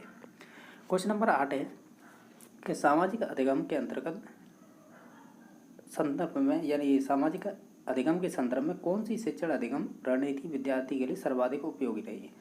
देखो सामाजिक की बात करें ना, तो उसमें ऐसी विधि देख रही होती है तो जिसमें बच्चा प्रत्यक्ष रूप से सीखे, और वो भी छात्रों के समूह के रूप में, तो वो क्षेत्रीय भ्रमण विधि हो जाएगी, जिसे फील्ड ट्रिप बोलते हैं। इसमें बच्चा है एक तो समूह में रहेगा और वो प्रत्यक्ष रूप से सब चीज़ें देख पाएगा और समझ पाएगा, और अब जितनी भी उसके सेंसर होते हैं यानी जो संवेदी अंग होते हैं निश्चित तौर से उनसे अनुभव कर पाएगा। और जो प्रत्यक्ष रूप से सीखा गया ज्ञान है या संवेदियों द्वारा सीखा गया ज्ञान है, वो कैसा होता है, स्थायी होता है, उससे अधिगम प्रभावी होता है। तो इस वजह से ऑप्शन नंबर 1 पे जाएंगे। अगर यहाँ पर क्षेत्रीय भ्रमण नहीं होता फिर हम कौन सा आंसर लगाते, तो फिर हम लगाते प्रयोग विधि, क्योंकि ये भी एक सामूहिक ही मानी जाती है, ठीक है। तो आप पे ध्यान रखना है इसमें, अगर हमें क्षेत्रीय भ्रमण दे रखा है या क्षेत्र भ्रमण, तो ऑप्शन नंबर 1 पे जाएंगे। क्वेश्चन नंबर नेक्स्ट है कि अधिगम को प्रभावित करने वाले कारकों में सही कूट बताइएगा। देखो अधिगम को प्रभावित मोटिवेशन सबसे बेस्ट करेगा। अभिक्षमता का मतलब यहाँ पे एप्टीट्यूड है, जो जन्मजात क्षमता होगी तो निश्चित तौर से वो भी प्रभावी रहेगी। अभिरुचि का मतलब अगर इंटरेस्ट है तो निश्चित तौर से आप, जैसे कहते हैं अगर आपको सीखने में रुचि है तो निश्चित तौर से आपका अधिगम बढ़िया हो जाएगा। बाकी अवधान का मतलब यही है कि अगर आप ध्यान से कोई चीज़ देखते हैं तो निश्चित तौर से वो भी अधिगम बढ़िया हो जाएगा, यानी ये है कि वो अधिगम प्रभावी हो जाएगा। तो हम ये चारों चीज़ें इंपॉर्टेंट है, तो वो ऑप्शन नंबर 4 सही हो जाएगा। क्वेश्चन नंबर नेक्स्ट है, इसमें से बताइएगा निम्नलिखित में से कौन सा कारक है जो शिक्षण अधिगम प्रक्रिया को प्रभावित नहीं करता है। तो आप है इन सभी ऑप्शनों को देखिएगा, हम ये कहेंगे शिक्षक का शारीरिक रूप है वो आपकी अधिगम प्रक्रिया को प्रभावित नहीं करता है, चाहे वो मोटा हो, पतला हो, लंबा हो, कैसा भी हो, इससे कोई मतलब नहीं। हमें मतलब होता है कि एक तो उसके विषय वस्तु पर अच्छा ज्ञान हो, यानी जिस सब्जेक्ट का है वो मास्टर होना चाहिए, यानी मास्टरी होनी चाहिए उस सब्जेक्ट में। संप्रेषण कौशल का मतलब ये है कि उसके उच्चारण वगैरह बोलचाल उसकी ठीक ठाक होनी चाहिए। और मानसिक स्वास्थ्य का मतलब यही है कि वो स्वस्थ होना चाहिए मानसिक रूप से, ठीक है। तो ऑप्शन नंबर 1 है जो हमें कह सकते हैं जो सही होगा ऑप्शन क्वेश्चन नंबर 11वां है कि निम्नलिखित में से कौन सा विकास का एक सिद्धांत नहीं है। इस प्रकार के क्वेश्चन है, 3 से 4 क्वेश्चन पूछे जाते हैं। हमने ऑलरेडी पीआरटी और पीजीटी का क्वेश्चन पेपर किया है, तो उसमें मैंने बताया रहता कि ये 3 से 4 क्वेश्चन पूछता है हर एग्जाम में। तो ध्यान रखना है, जो भी 20 क्वेश्चन आएंगे आपके जेबीटी में, उसमें 2 से 3 क्वेश्चन देखने को इसी के मिलेंगे। पहला ऑप्शन दे रखा है, हमें बताना है कौन सा सिद्धांत इसमें से विकास का नहीं है। विकास आनुवंशिकता एवं पर्यावरण का उत्पाद है, ये बात सही है, क्योंकि दोनों का ही रोल रहता है 50-50%। आप इसका एक का नाम पर्टिकुलर लेके नहीं कह सकते, ठीक है। बाकी विकास पैटर्न पूर्वानुमेय होता है, यानी प्रिडिक्टेबल होता है, ठीक है। शारीरिक, मानसिक, सामाजिक, इन तीनों गुणों के आधार पर हम प्रेडिक्ट कर सकते हैं कि अगर बच्चे का मानसिक विकास अच्छा है तो उस आधार पर प्रेडिक्ट कर सकते हैं। अगर उसका व्यवहार अच्छा है और या शारीरिक रूप से अष्टपुष्ट है तो उस आधार पर प्रेडिक्ट कर सकते हैं। और यानी मोस्टली यही है, शारीरिक, मानसिक, सामाजिक व्यवहार के आधार पर ही, ठीक है। तो ये भी बात सही है। बाकी है विकास है रेखीय पथ का अनुसरण करता है, ये गलत है। स्पाइरल होता है, यानी हम ये कह सकते हैं ये वर्तुलाकार विकास होता है, न कि ये रेखीय होता है, ठीक है। बाकी विकास सामान्य से विशिष्ट होता है, ये बात सही है। तो जो गलत थी वो 3 नंबर हो जाएगा, इसका राइट आंसर 3 नंबर ऑप्शन हो जाएगा। हमें पूछा था कि विकास का एक सिद्धांत नहीं है, वो 3 नंबर ऑप्शन हो जाएगा। क्वेश्चन नंबर आपका 12वां है, इनमें से कौन सी कह सकते हैं किशोरावस्था सामाजिक विकास का एक सामान्य विशेषता नहीं है। यानी इनमें से किशोरावस्था की कौन सी एक इसमें से सामान्य विशेषता नहीं है, वो बतानी है। तो आपने ऑप्शन नंबर 1 देखिए, माता पिता के साथ सामंजस्यपूर्ण संबंध, तो ये गलत हो जाएगा। ध्यान रखना, किशोरावस्था की सबसे बड़ी पहचान यही होता है कि वो अपने आप को समाज में एडजस्ट नहीं कर पाता है, ठीक है। यही सबसे बड़ी विशेषता होती है। इसमें कह सकते हैं उसका ऐसे कह सकते हैं ये उम्र ऐसी होती है, इसमें बच्चे के कह सकते हैं गलत संगति होना या मतलब अपने पद से विचलित हो जाता है, यानी भटक जाता है। इस प्रकार के गुण ज़्यादा देखने को मिलते हैं। तो हम ये कहेंगे कि वो अपने समाज या माता पिता समाज में एडजस्टमेंट नहीं कर पाता है। बाकी नया सामाजिक समूह बनाना यानी दोस्त बनाना उसकी एक प्राथमिकता रहती है। पहचान की खोज है, यानी है वो खुद ढूंढता रहता है कि मेरा रोल क्या है समाज में और मैं क्या कर रहा हूँ। तो इसके लिए एरिक्सन ने एक मनोबल सामाजिक सिद्धांत दिया था, जिसमें 5वीं व्यवस्था थी। उसकी विशेषता यही थी कि आइडेंटिटी वर्सेस रोल कन्फ्यूजन। बच्चा है खुद को पहचान नहीं पाता है और क्या भूमिका है उसकी समाज में वो भी नहीं पहचान पाता है। वीर पूजा का मतलब यही है कि जैसे वो आइडियल मानता है तो उसकी पूजा करता है निश्चित तौर से। तो हीरो वर्शिप होता है जिसे बोलते हैं। तो इसका तो ऑप्शन नंबर 1 सही हो जाएगा कि वो अपने समाज में अपने आप को एडजस्ट नहीं कर पाता है। यही एक किशोरावस्था की सामाजिक विकास की एक सामान्य विशेषता मानी जाएगी, ठीक है, नहीं मानी जाएगी। बाकी तो ये तीनों थी, नीचे की 2 3 4 और जो 1 नंबर हो जाएगा इसका right answer. Question number next है, अधिगम निर्योग्य बच्चों के लिए कौन सा शिक्षण सूत्र लाभप्रद नहीं है। सरल से कठिन, बिल्कुल सही बात है। प्रत्यक्ष से अप्रत्यक्ष, ये भी बात सही है। ज्ञात से अज्ञात, लेकिन जो अमूर्त है ना ये गलत है। यानी इसे मूल से अमूर्त हमें पढ़ाना चाहिए, ये शिक्षण सूत्र होते हैं, ठीक है। तो ये ध्यान रखना, इसका ऑप्शन नंबर फिर 2 सही हो जाएगा। हमें गलत पूछा था तो 2 नंबर है वो गलत हो जाएगा। सही होता तब हम ये कहते मूल से अमूर्त कहता, तब ये सही माना जाता। तो इसका ऑप्शन नंबर 2 सही हो जाएगा। नेक्स्ट क्वेश्चन नंबर है जो है 14वें नंबर का क्वेश्चन कि निम्नलिखित में से कौन सी प्रभावी अधिगम का एक सिद्धांत नहीं है। यानी जो आपका ऐसे बोल सकते हैं इसमें से इफेक्टिव लर्निंग का कौन सा एक है कह सकते हैं सिद्धांत नहीं है। जैसे मोटिवेशन है यानी अभिप्रेरणा, ये तो होनी चाहिए, इससे अधिगम अच्छा होता है। व्यक्तिगत पहुंच का मतलब है प्रत्येक अगर किसी स्टूडेंट को व्यक्तिगत परेशानी आ रही तो उस तक अगर आप अपनी जो भी चीज़ है, चाहे वो शिक्षण विधि के दौरान या कोई टेक्निक के द्वारा थ्रू या अन्य चीज़ों के द्वारा अगर उसकी हेल्प करते हैं तो निश्चित तौर से व्यक्ति पहुंच हो जाती है उसकी। यानी ये है कि वो अन्य जो भी बच्चे हैं उनके कंपटीशन में आ जाता है, ठीक है। यानी प्रत्येक व्यक्ति कह सकते हैं बच्चे का ध्यान रखना है, ऐसे प्रकार बोल सकते हैं। बाकी 3 नंबर ऑप्शन है निष्क्रिय उपस्थिति, जिसे पैसिव आप अटेंडेंस बोलते हैं। निष्क्रिय का मतलब ये है कि बच्चा है अधिगम सही नहीं कर पाएगा, सीख नहीं पाएगा, तो निश्चित तौर से ये निष्क्रिय का मतलब होगा इनएक्टिव। तो इनएक्टिव होता है वो एक है आपकी इफेक्टिव लर्निंग का गुण नहीं है, तो इस वजह से ऑप्शन नंबर 3 सही हो जाएगा। बाकी फीडबैक का मतलब यही होता है कि जो भी शिक्षण प्रक्रिया चल रही है उससे संबंधित आपको फीडबैक लिया जाता है कि आप कितना समझ रहे हैं, समझ नहीं रहे हैं तो उसका फिर निदानात्मक परीक्षण करेंगे, फिर उसका उपचारात्मक परीक्षण करेंगे। तो ये फीडबैक उसी से संबंधित होता है, जो टॉपिक पढ़ा रहे हैं उससे संबंधित पूछना, ठीक है। तो ये भी मतलब ये प्रभावी शिक्षण का ये भी या प्रभावी अधिगम का ये गुण माना जाएगा, लेकिन जो गुण नहीं होगा वो होगा निष्क्रिय उपस्थिति। ऑप्शन नंबर 3 सही हो गए, ठीक है। क्वेश्चन नंबर नेक्स्ट है जो 15 नंबर है कि निम्नलिखित में से कौन सा बुद्धि का एक क्रियात्मक परीक्षण नहीं है। तो ये इस प्रकार के क्वेश्चन है ना, हर शिफ्ट में पूछे गए थे, यानी ये बुद्धि के चैप्टर में आते हैं। जब आप सभी सिद्धांतों को पढ़ लेंगे, उनके जो सामान्य गुण हैं उन्हें पढ़ लेंगे, तो उसके बाद आते हैं ये कह सकते हैं परीक्षण। और ये सबसे इम्पोर्टेंट होते हैं क्योंकि इन्हें याद करना बहुत टफ होता है, क्योंकि बहुत सारे बुद्धि परीक्षण हैं। पहली बात तो आप ये ध्यान रखोगे कि कौन सा तो व्यक्तिगत है, कौन सा सामूहिक है। अब उनमें भी फिर आपको ये ध्यान रखना पड़ेगा कि व्यक्तिगत में शाब्दिक कौन सा है, अशाब्दिक कौन सा है, यानी वर्बल कौन सा है, नॉन वर्बल कौन सा है। फिर सामूहिक में भी यही चीज़ और ध्यान रखनी होगी कि कौन सा तो फिर आपका यहाँ पे व्यक्तिगत होगा, वो वर्बल होगा या नॉन वर्बल। सामूहिक होगा तो वो भी वर्बल या नॉन वर्बल है या मिश्रित वाला है, यानी मिक्सचर वाले। बहुत टफ होते हैं ये वाले, पर फिर भी अगर आप याद कर पाएँ तो बेस्ट है। जो जो इम्पोर्टेंट है वो से याद रख सकते हैं। जैसे कि हमें पूछा था इसमें से क्रियात्मक परीक्षण कौन सा नहीं है, तो इसमें से स्टैनफोर्ड परीक्षण है ना, ये नहीं होगा। तो फिर ये कौन सा होगा, तो ये हो जाएगा फिर आपका व्यक्तिगत शाब्दिक परीक्षण माना जाता है ये, ठीक है। ध्यान रखना, मैं लिख नहीं रहा हूँ, मैं बोल देता हूँ, ये व्यक्तिगत शाब्दिक परीक्षण है। पास एलोंग परीक्षण है, ये संबंधित होगा आपका व्यक्तिगत अशाब्दिक परीक्षण, ठीक है।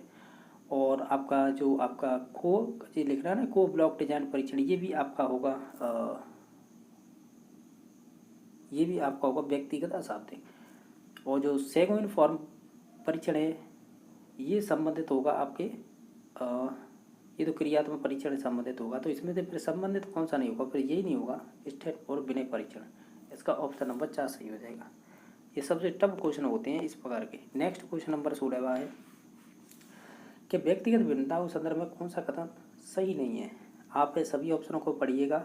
हम कहेंगे जो व्यक्तिगत भिन्नता है केवल आनुवंशिकता के कारण नहीं होती है, इसके साथ है पर्यावरण भी रोल रखता है। तो हम इस वजह से कहेंगे केवल आनुवंशिकता को हम कह सकते हैं व्यक्तिगत भिन्नता का कारण नहीं मानेंगे, इसमें पर्यावरण भी आवश्यक होता है। तो ऑप्शन नंबर 4 सही होगा। बाकी है आप सभी कथनों को पढ़ेंगे तो यह कोई भी दो व्यक्ति बिल्कुल एक समान नहीं होते, ये बात सही है।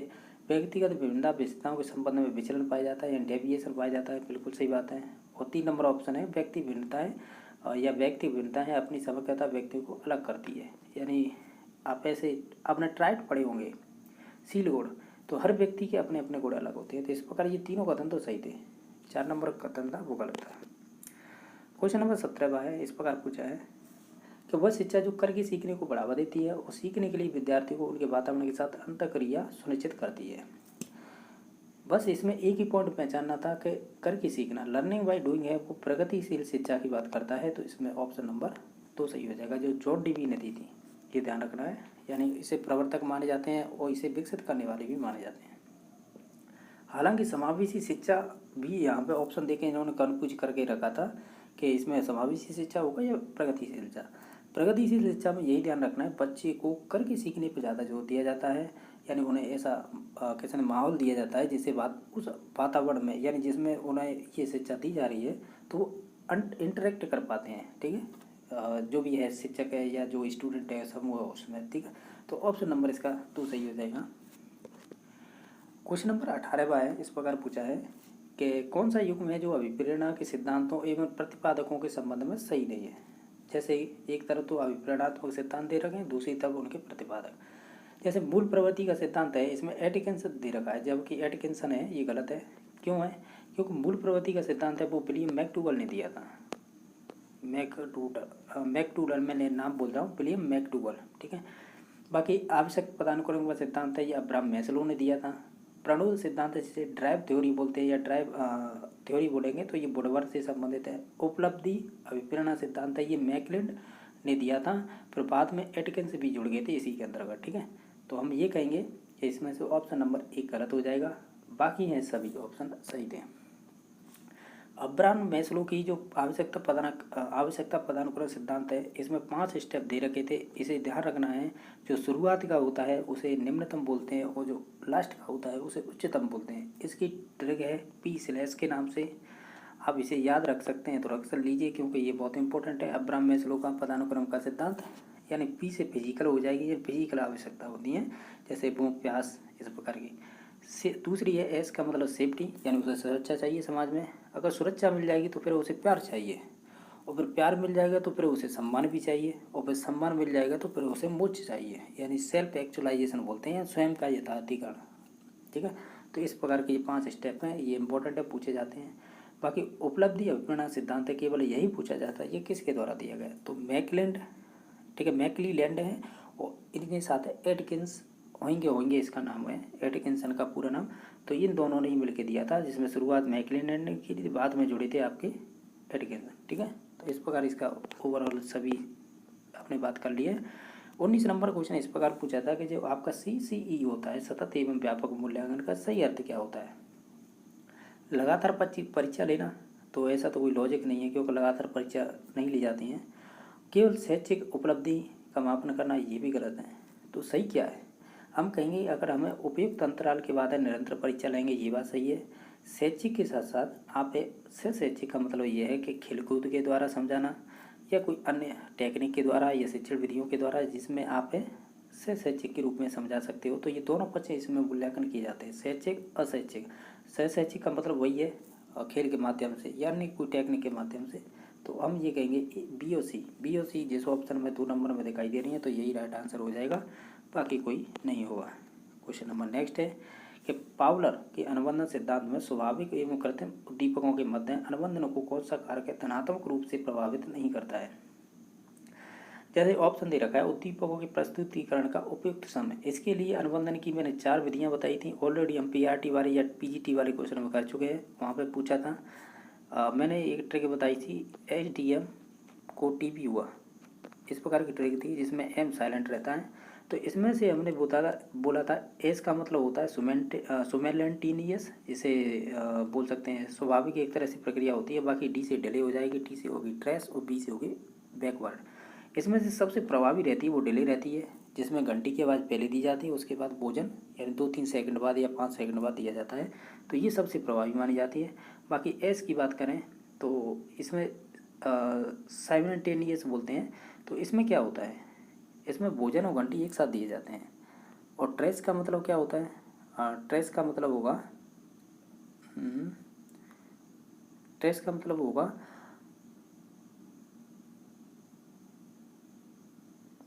देखो, अब मैं कन्फ्यूज हो रहा हूँ यहाँ पे, तो मैं इतना बता देता हूँ कि ये डिले वाला है ना, ये सबसे प्रभावी रहता है। और जो बैकवर्ड वाला है ना, इसकी बता देता हूँ विशेषता, इसमें पहले भोजन दिया जाता है और बाद में घंटी दी जाती है। ठीक है, तो इस प्रकार का ये दोनों में कन्फ्यूजन हो रहा है, एक तो जहाँ में ट्रेस वाले में। और हालांकि ये साइमल्टेनियस है, इसका मतलब यही है कि दोनों एक साथ दिए जाते हैं। ठीक है, फिर भी मैंने यही चीज़ बता दी, ये आपके अनुबंधन की 4 प्रक्रिया थी। बाकी उद्दीपकों की पुनरावृत्ति, यानी जो है घंटी की आवाज़ थी उसे बार बार उसकी पुनरावृत्ति करना, इसे संबंधित है। बाकी नियंत्रित वातावरण का मतलब यही है कि जो भी घंटी की आवाज़ है वो पर्टिकुलर एक स्थान से आए। इस घंटी की आवाज़ कई प्रकार से हो सकती है, ठीक है, जहाँ से नियंत्रित वातावरण का मतलब यही होता है कि वही घंटी दी जाए जिससे उसे अनुबंधित करनी है। ठीक है, यानी उसके घंटी की आवाज़ के थ्रू है, पहले घंटी की आवाज़ दी जाएगी, फिर उसके बाद भोजन दिया जाएगा। इसमें घंटी की आवाज़ में अन्य चीज़ें भी आ सकती है, मंदिर की घंटी हो सकती है, कोई अन्य वस्तु की घंटी हो सकती है। तो जिससे क्या है कि उसका जो अनुबंधन हो रहा है ना, वो डिस्टर्ब ना हो, इस वजह से नियंत्रित वातावरण में हो। प्रेरक की कमी इस प्रकार का ये गलत है, क्योंकि उसे घंटी के बाद भोजन दिया जा रहा है, तो फिर प्रेरक की कमी कहाँ रही। प्रेरक की कमी जब रहेगी जब आप उसे घंटी के बाद भोजन ना दें। ठीक है, तो इस वजह से इससे कोई भी धनात्मक रूप से कोई प्रभाव नहीं पड़ेगा।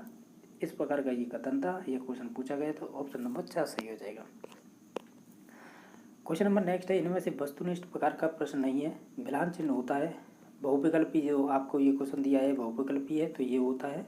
रिक्त स्थान वाले होते हैं जो फिल इन द ब्लैंक्स वाले, तो ये भी होते हैं, लेकिन जो सही नहीं है वो हो जाएगा 2 नंबर। जो विश्लेषणात्मक होते हैं ना, ये आपके निबंधात्मक में आते हैं, ये ध्यान रखना है। ठीक है, जो निबंधात्मक प्रश्न होते हैं ना, उनका एक प्रकार माना जाता है विश्लेषणात्मक, और जो आलोचनात्मक इसी में आएंगे निबंध वाले में। ठीक है, विवरणात्मक जिसे डेस्क्रिप्टिव बोलते हैं वो भी इसी में आएंगे। तो ये ध्यान रखने की बात है, क्योंकि निबंधात्मक से और वस्तुनिष्ठ प्रकार के प्रश्नों से क्वेश्चन हर बार पूछे जा रहे हैं। क्वेश्चन नंबर नेक्स्ट है कि प्याजे के नैतिक विकास सिद्धांत के अनुसार किशोरावस्था है। ध्यान रखना है, जब भी हम लॉरेंस कोल्बर की बात करते हैं, उन्होंने नैतिक विकास सिद्धांत दिया था, और उन्हीं का सबसे इम्पोर्टेंट माना जाता है, उनसे क्वेश्चन भी बनते हैं। लेकिन कोलबर्ग है ना, वो इन्हीं का शिष्य था, जीन पियाजे का। तो इससे पहले तो जीन पियाजे ने कह सकते हैं नैतिक विकास सिद्धांत दिया था, लेकिन इन्होंने उसे छोड़ दिया था। फिर ये संज्ञानात्मक पर ज़्यादा ध्यान देने लगे, तो फिर उनका शिष्य रहा था आपका कोलबर्ग। उसे इंटरेस्ट था, इस वजह से उसने नैतिक विकास सिद्धांत को आगे बढ़ाया। 3 लेवल 6 स्टेज में डिवाइड कर रखा था। लेकिन ध्यान रखना है, ये क्वेश्चन पूछा जाता है विभिन्न परीक्षाओं में कि जीन पियाजे ने कौन से प्रकार बताए थे। तो उन्होंने बताए थे, एक तो प्रायिक नैतिकता बताई थी और एक स्वायत्तता, इन दोनों पर ज़्यादा ध्यान दिया था। तो ध्यान रखना है। तो लेकिन हमें क्वेश्चन और टाइप से पूछा है उसने, हमें तो ये बताइएगा किशोरावस्था से कौन सा संबंधित है। तो वो होता है स्वायत्त नैतिकता की अवस्था, जिसे बोलते हैं ऑटोनोमस मॉरलिटी। तो ये हो जाएगी आपकी किशोरावस्था से संबंधित। अगर बाल्यावस्था पूछता तो फिर ये वाली हो जाती जो प्राय नैतिकता है, ये बाल्यावस्था से संबंधित है। ठीक है, चाइल्डहुड से, ये ध्यान रखना है। ठीक है, तो इस प्रकार हम ये कहेंगे, क्या कहेंगे कि इसमें से ऑप्शन नंबर 4 सही हो जाएगा। ठीक है, अब नेक्स्ट क्वेश्चन नंबर देख लेते हैं। नेक्स्ट क्वेश्चन नंबर ये है कि जो भी दृष्टिबाधित बच्चे होते हैं तो इनकी शिक्षण सहायक सामग्री उपयोगी नहीं है, तो इनमें से कौन सी होगी वो देख लेते हैं। ठीक है, तो अभी देख लेते हैं, एक सेकंड में।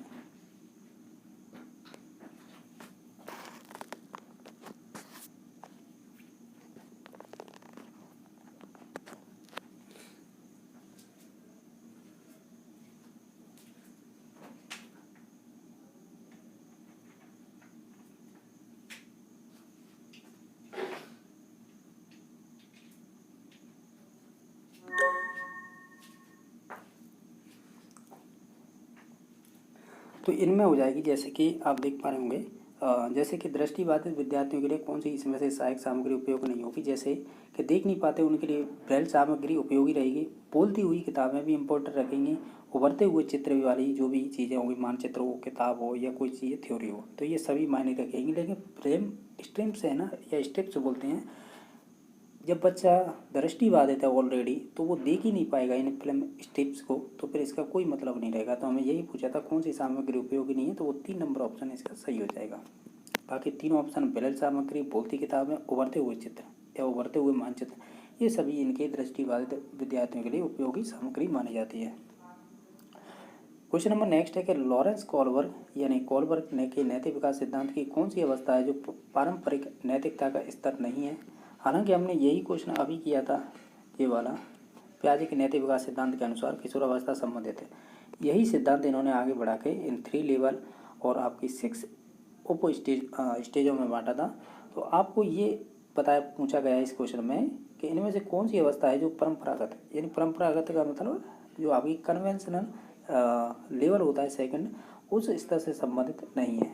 आपको ये तो मालूम होगा, इन्होंने 3 लेवल, लेवल फर्स्ट, लेवल 2 और लेवल 3 इनमें डिवाइड कर रखा था। तो प्रथम लेवल का होता है ना, इसमें 2 अवस्थाएं थी, और 2 सेकंड लेवल था, उसमें भी 2 अवस्थाएं थी, और थर्ड था, उसमें भी 2 अवस्थाएं थी। इन अवस्थाओं के नाम अलग अलग दे रखे हैं, हर अवस्था की अपनी अपनी विशेषता है उस आधार पर। तो ये 6 अवस्थाएं थी। आप अब ये बताइएगा कि जो आपकी, जैसे इसे पहली वाली को बोलते हैं प्री कन्वेंशनल, दूसरी वाली को बोलेंगे कन्वेंशनल, तीसरी वाली को बोलेंगे पोस्ट कन्वेंशनल। तो इनमें अब हमें ये बताइए कि जो मध्य वाली होती है ना, कन्वेंशनल, परंपरागत बोलते हैं इसे या पारंपरिक, तो इसकी कौन कौन सी विशेषता इसमें नहीं है, ये बताइएगा। ठीक है, तो अब सुनिएगा, अब हम प्रत्येक की विशेषता की देखते चलेंगे। जैसे व्यक्तिगत एवं विनिमय, यानी इसे बोलते हैं, या तो आप है ये कह सकते हैं, जो आपकी पहली अवस्था होती है ना, ये तो होती है पनिशमेंट वाली। दूसरी होती है, ये होती है इंस्ट्रूमेंटल ओरिएंटेशन वाली। तो ये व्यक्तिगत और एवं विनिमय, यानी आप ऐसे बोल सकते हैं टिट फॉर टैट वाली अवस्था होती है, वो इसी में आती है। एक्सचेंज वाली, यानी एक दिन कोई भोजन करा देता है, दूसरे दिन जैसे आपने किसी को भोजन कराया तो दूसरे दिन वो भी करा देगा। इस प्रकार के एक्सचेंज चलते रहते हैं। तो ये आपकी है लेवल फर्स्ट, यानी प्री ऑपरेशनल की 2nd नंबर की अवस्था में आएगा। अच्छे अंतर्वैयक्तिक संबंधों का मतलब यहाँ पे ये है कि ये नाइस बॉय और गुड गर्ल की बात कर रहा है। तो ये 3 नंबर की अवस्था होती है ना, जैसे बोलते हैं आप नाइस बॉय और आपकी गुड गर्ल, या यूँ कैसे कहते हैं कि गुड गर्ल नाइस बॉयज, यानी अंतर संबंध इस प्रकार होते हैं। बाकी है सामाजिक व्यवस्था बनाए रखने का मतलब होता है कि ये मेंटेनेंस एंड सोशल ऑर्डर की बात कर रहा है, तो कहीं ना कहीं ये लो एंड ऑर्डर की बात कर रहा है, तो ये 4 नंबर की अवस्था होती है। ये लेवल सेकंड की बात हो रही है कन्वेंशनल में। बाकी सामाजिक अनुबंधन और व्यक्तिगत अधिकार का मतलब ये है कि सोशल कॉन्ट्रैक्ट की बात हो रही है, तो ये संबंधित हो जाएगा फिर आपकी 5वें नंबर की अवस्था। अब देखना ध्यान से, हमें पूछा था कि आप तो केवल ये बताइए कि जो परंपरागत होती है लेवल 2 वाली स्तर, यानी लेवल 2 का मतलब ये है कि स्तर नंबर 2 में कौन कौन सी अवस्थाएं हैं वो संबंधित नहीं है, जबकि ये संबंधित हैं 3 और 4 वाली अवस्था किस किस से, एक तो 2 नंबर की से, एक 3 नंबर की थे। तो अब हमें ये दोनों हैं ये तो काट देनी है, बाकी जो संबंधित हैं ए और डी ये अन्य अन्य लेवल से संबंधित थी। हमें केवल पूछा था कि जो आपकी कन्वेंशनल यानी पारंपरिक नैतिकता विकास के जो लेवल की में कौन कौन सी अवस्थाएं नहीं होंगी, तो वो बी और डी, बी और सी ये संबंधित नहीं होंगे। नहीं संबंधित नहीं है, तो सही बात है। हमने थोड़ी कन्फ्यूज हो गई, तो कोई बात नहीं है, ये तो संबंधित हैं लेकिन ए और डी संबंधित नहीं है, तो ए और डी वाला ऑप्शन 3 नंबर सही हो जाएगा। ठीक है, तो समझे होंगे इस बात को कि हमें यही बताना था जो कन्वेंशनल लेवल होता है उस स्तर से संबंधित नहीं है, तो 1 नंबर हो जाएगा और 4 नंबर। 1 नंबर था वो लेवल फर्स्ट से संबंधित था, और जो आपका डी नंबर ऑप्शन था वो लेवल 3 से संबंधित था, यानी ये पोस्ट कन्वेंशनल से संबंधित, ये प्री कन्वेंशनल थे, और बाकी जो कन्वेंशनल से संबंधित थी वो बी और सी थी। तो इस वजह से इसका ऑप्शन नंबर 3 सही हो जाएगा। क्वेश्चन नंबर नेक्स्ट है, इसमें बताना है कि निम्नलिखित में से कौन सा कारक है जो पर्यावरणीय कारकों में के अंतर्गत बच्चों के विकास को प्रभावित नहीं करता है। हमें केवल ये बताना है कि इसमें से उन ऑप्शन को छांटना है जिसमें पर्यावरणीय कारक का प्रभाव नहीं पड़ता है। ठीक है, यानी पर्यावरणीय कारक उसे प्रभावित नहीं करेगा। जैसे पोषण है, ये तो हम पर्यावरण से ही प्राप्त करते हैं। गर्भावस्था के दौरान माँ का मानसिक तनाव है, ये भी आपका एक तरह से कह सकते हैं पर्यावरणीय कारक का प्रभाव रहेगा। दुर्घटना भी पर्यावरणीय कारक का कह सकते हैं कारक रहेगा। लेकिन जो अंतःस्रावी ग्रंथि होती है ना, जैसे एंडोक्राइन ग्लैंड्स बोलते हैं, ये तो हमारी बायोलॉजिकल होती है, यानी शरीर में होती है अंदर संबंधित, तो ये बायोलॉजिकल हो जाएंगी। यानी जैसे आप आनुवंशिकता भी बोल सकते हैं, या इसे हेरिडिटी भी बोल सकते हैं, या जैविकी बोल सकते हैं, कुछ भी नाम दे दीजिएगा, यानी ये आपके संबंधित नहीं होंगे वातावरणीय कारक से। ये आपके इनर होती हैं, यानी बायोलॉजिकल माने जाएंगे, तो ये आपकी पर्यावरणीय कारक से संबंधित नहीं होंगे। तो इसका ऑप्शन नंबर 4 सही हो जाएगा। ठीक है, नेक्स्ट क्वेश्चन नंबर है कि रॉबर्ट गेने के अनुसार एक शिक्षक द्वारा विद्यार्थियों को के किस उच्चतम स्तर के अधिगम तक ले जाने का प्रयास करना चाहिए।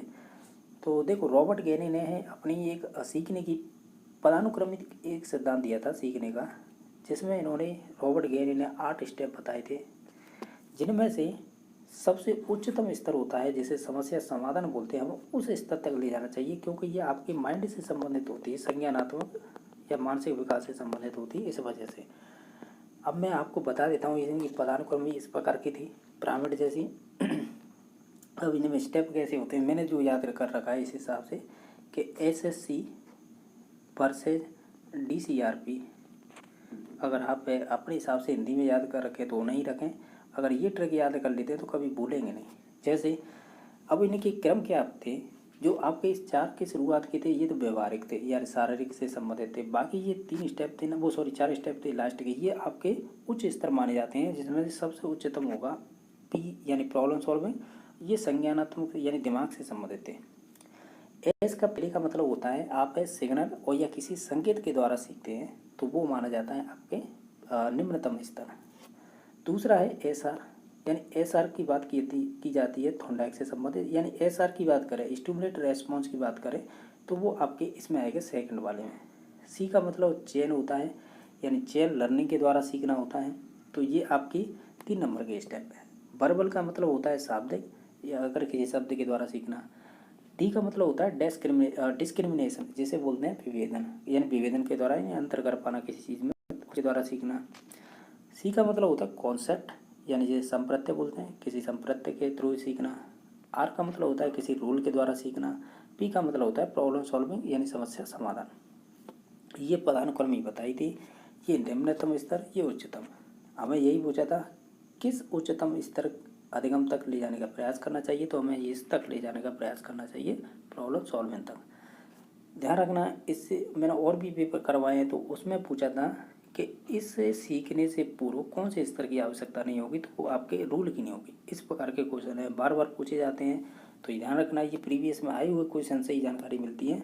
बाकी आप किसी के थ्रू पढ़ेंगे तो इन 8 स्टेपों को सभी बता देते हैं, और उसके बाद आपको ही दिमाग लगाना होगा ये पूछा क्या जा रहा है क्वेश्चन। इसमें तो सिंपल पूछ लिया है तो हमने डायरेक्ट आंसर लगा दिया है। पीआरटी में पूछा है, आप देख लीजिएगा, या पीजीटी में, उसमें अच्छा क्वेश्चन पूछा था उन्होंने।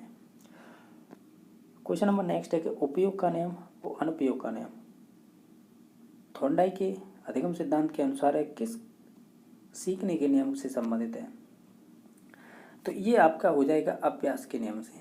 क्यों हो जाएगा, हमने ऑलरेडी देखो ये आपके मुख्य नियम होते हैं 3 थॉर्नडाइक के, जिसे हम पीटीए बोलते हैं, और मैंने तो ये ट्रिक के हिसाब से याद कर रखे हैं, जैसे पढ़ते थे वैसे ही। जैसे पी का मतलब प्रभाव, टी का मतलब तत्परता, ए का मतलब अभ्यास, ये मुख्य नियम है।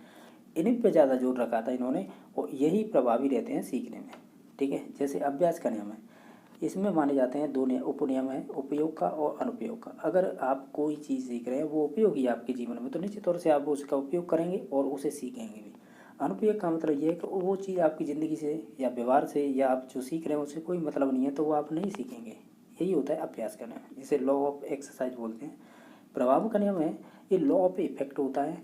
इसमें 2 चीज़ें चलती हैं। अगर आप सीख रहे हो, आपको संतुष्टि मिल रही है, यानी आप सेटिस्फाई हो, तो निश्चित तौर से आप उसे सीखेंगे। अगर असंतुष्टि होगी, यानी सीखने में कोई प्रॉब्लम है, या आप उससे हमारे दैनिक जीवन में कोई मतलब नहीं है, तो फिर आप उसे नहीं सीखेंगे।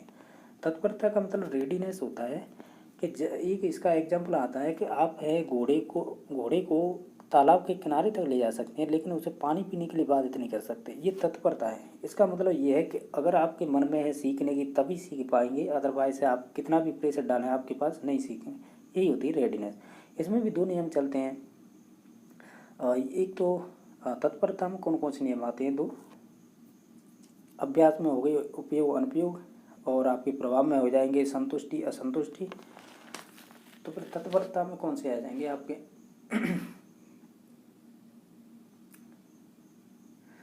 अब ये ध्यान रखना है कि मुझे अभी ध्यान नहीं आ रहा है तत्परता में।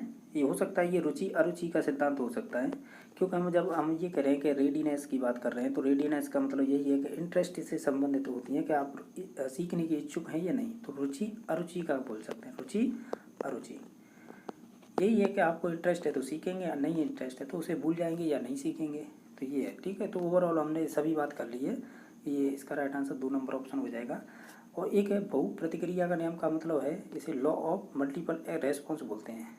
तो हमने बताया था 3 नियम तो मुख्य थे पीटीए, 5 नियम गौड़ बताए थे, यानी सेकेंडरी माने जाते हैं। ये 5 हैं, ये भी इंपॉर्टेंट है, लेकिन इनसे क्वेश्चन कम पूछे जाते हैं, इन्हीं से ज़्यादा पूछे जाते हैं, इस वजह से, ठीक है। तो ये 3 मुख्य नियम, ये गौड़ नियम में आता है 1 नियम, ठीक है। और इसकी भी ट्रिक है, BA/MCA हो जाएगी। इन्हें आप देख लीजिए, जैसे बी से हो जाएगा बहु प्रतिक्रिया का नियम। और अभी ये ट्रिक है, मैं किसी और दिन बता दूंगा, ठीक है। मैंने याद इसी हिसाब से कर रखे हैं। नेक्स्ट देख लेते हैं कि किशोरावस्था में स्वीकृति सामाजिक व्यवहार के पैटर्न के लिए इसमें से सही कोड का चयन कीजिए। देखो, अगर किशोरावस्था में स्वीकृति सामाजिक व्यवहार की पैटर्न की बात की जाए, तो इसका मतलब होता है उसे एक तो नेतृत्व कुशलता होनी चाहिए समाज में, यानी किशोरावस्था की विशेषता बताने हैं। दूसरा है प्रानुभूति, जिसे हम इम्पैथी बोलते हैं। चाहे वो सिंपैथी होता तो भी राइट आंसर यही होता, ठीक है। बाकी अहम केंद्रता है तो आप जानते होंगे। ईगो सेंट्रिज्म बोलते हैं, तो ये जीन बाजी की जो प्री ऑपरेशनल स्टेज होती है ना, 2 से 7, उस उम्र में होती है। और अहम केंद्रता आप जानते होंगे, बच्चा है अपनी बात को जो कहेगा, देखेगा और बताएगा वही सही है, बाकी दुनिया में कोई क्या हो रहा है उसे कोई मतलब नहीं है, यानी दूसरों के नज़रियों को इग्नोर करता है, ऐसे कह सकते हैं। रूढ़िवादिता, इससे कोई मतलब नहीं होता है, तो इसका ऑप्शन ए और बी हो जाएगा, 1 नंबर सही हो जाएगा। क्वेश्चन नंबर नेक्स्ट देख लेते हैं। ये कह रहा है कि किस मनोवैज्ञानिक के अनुसार बच्चों के संज्ञानात्मक विकास में सामाजिक और अपने सांस्कृतिक कारकों की भूमिका महत्वपूर्ण होती है। तो वो एकमात्र वाइगोस की है। इस प्रकार की पीआरटी हम ऑलरेडी कर चुके हैं। ये SCL की बात करते हैं, सोशियल, कल्चरल और लैंग्वेज, इन्हीं का प्रभाव रहता है। ये आपस में अंतर संबंधित होती हैं। इनके अलावा इनकी प्राइवेट स्पीच, साइलेंट स्पीच और इनर स्पीच, इनकी भी बात करते हैं, वो भी हमने बात कर ली है। ऑप्शन नंबर इसका 1 सही हो जाएगा। क्वेश्चन नंबर नेक्स्ट है, अवधान एवं चिंतन जैसी मानसिक प्रक्रियाओं के द्वारा सीखना कहलाता है। जब भी अवधान यानी अटेंशन और जो भी चिंतन से संबंधित मानसिक क्रियाओं की बात करें तो वो हमेशा हमारे संज्ञान यानी जो कॉग्निटिव आपका सीखना होता है उस वीडियो के अंतर्गत देख रहे हैं। ये आपके एस्टेट का क्वेश्चन पेपर है जो आपका 3 दिसंबर 2023 को ये परीक्षा कंडक्ट करवाई गई थी। इसमें सीडीपी से संबंधित किस प्रकार के क्वेश्चन, ये पहला क्वेश्चन पूछा है इस प्रकार कि निम्नलिखित में से कौन सा कथन अधिगम के संबंध में सही नहीं है। जो गलत है वो चूज करना है। आप ऑप्शन सभी को देखेंगे, जैसे कि कुछ एक्स्ट्रा जानकारी होगी तो वो भी देखते चलेंगे।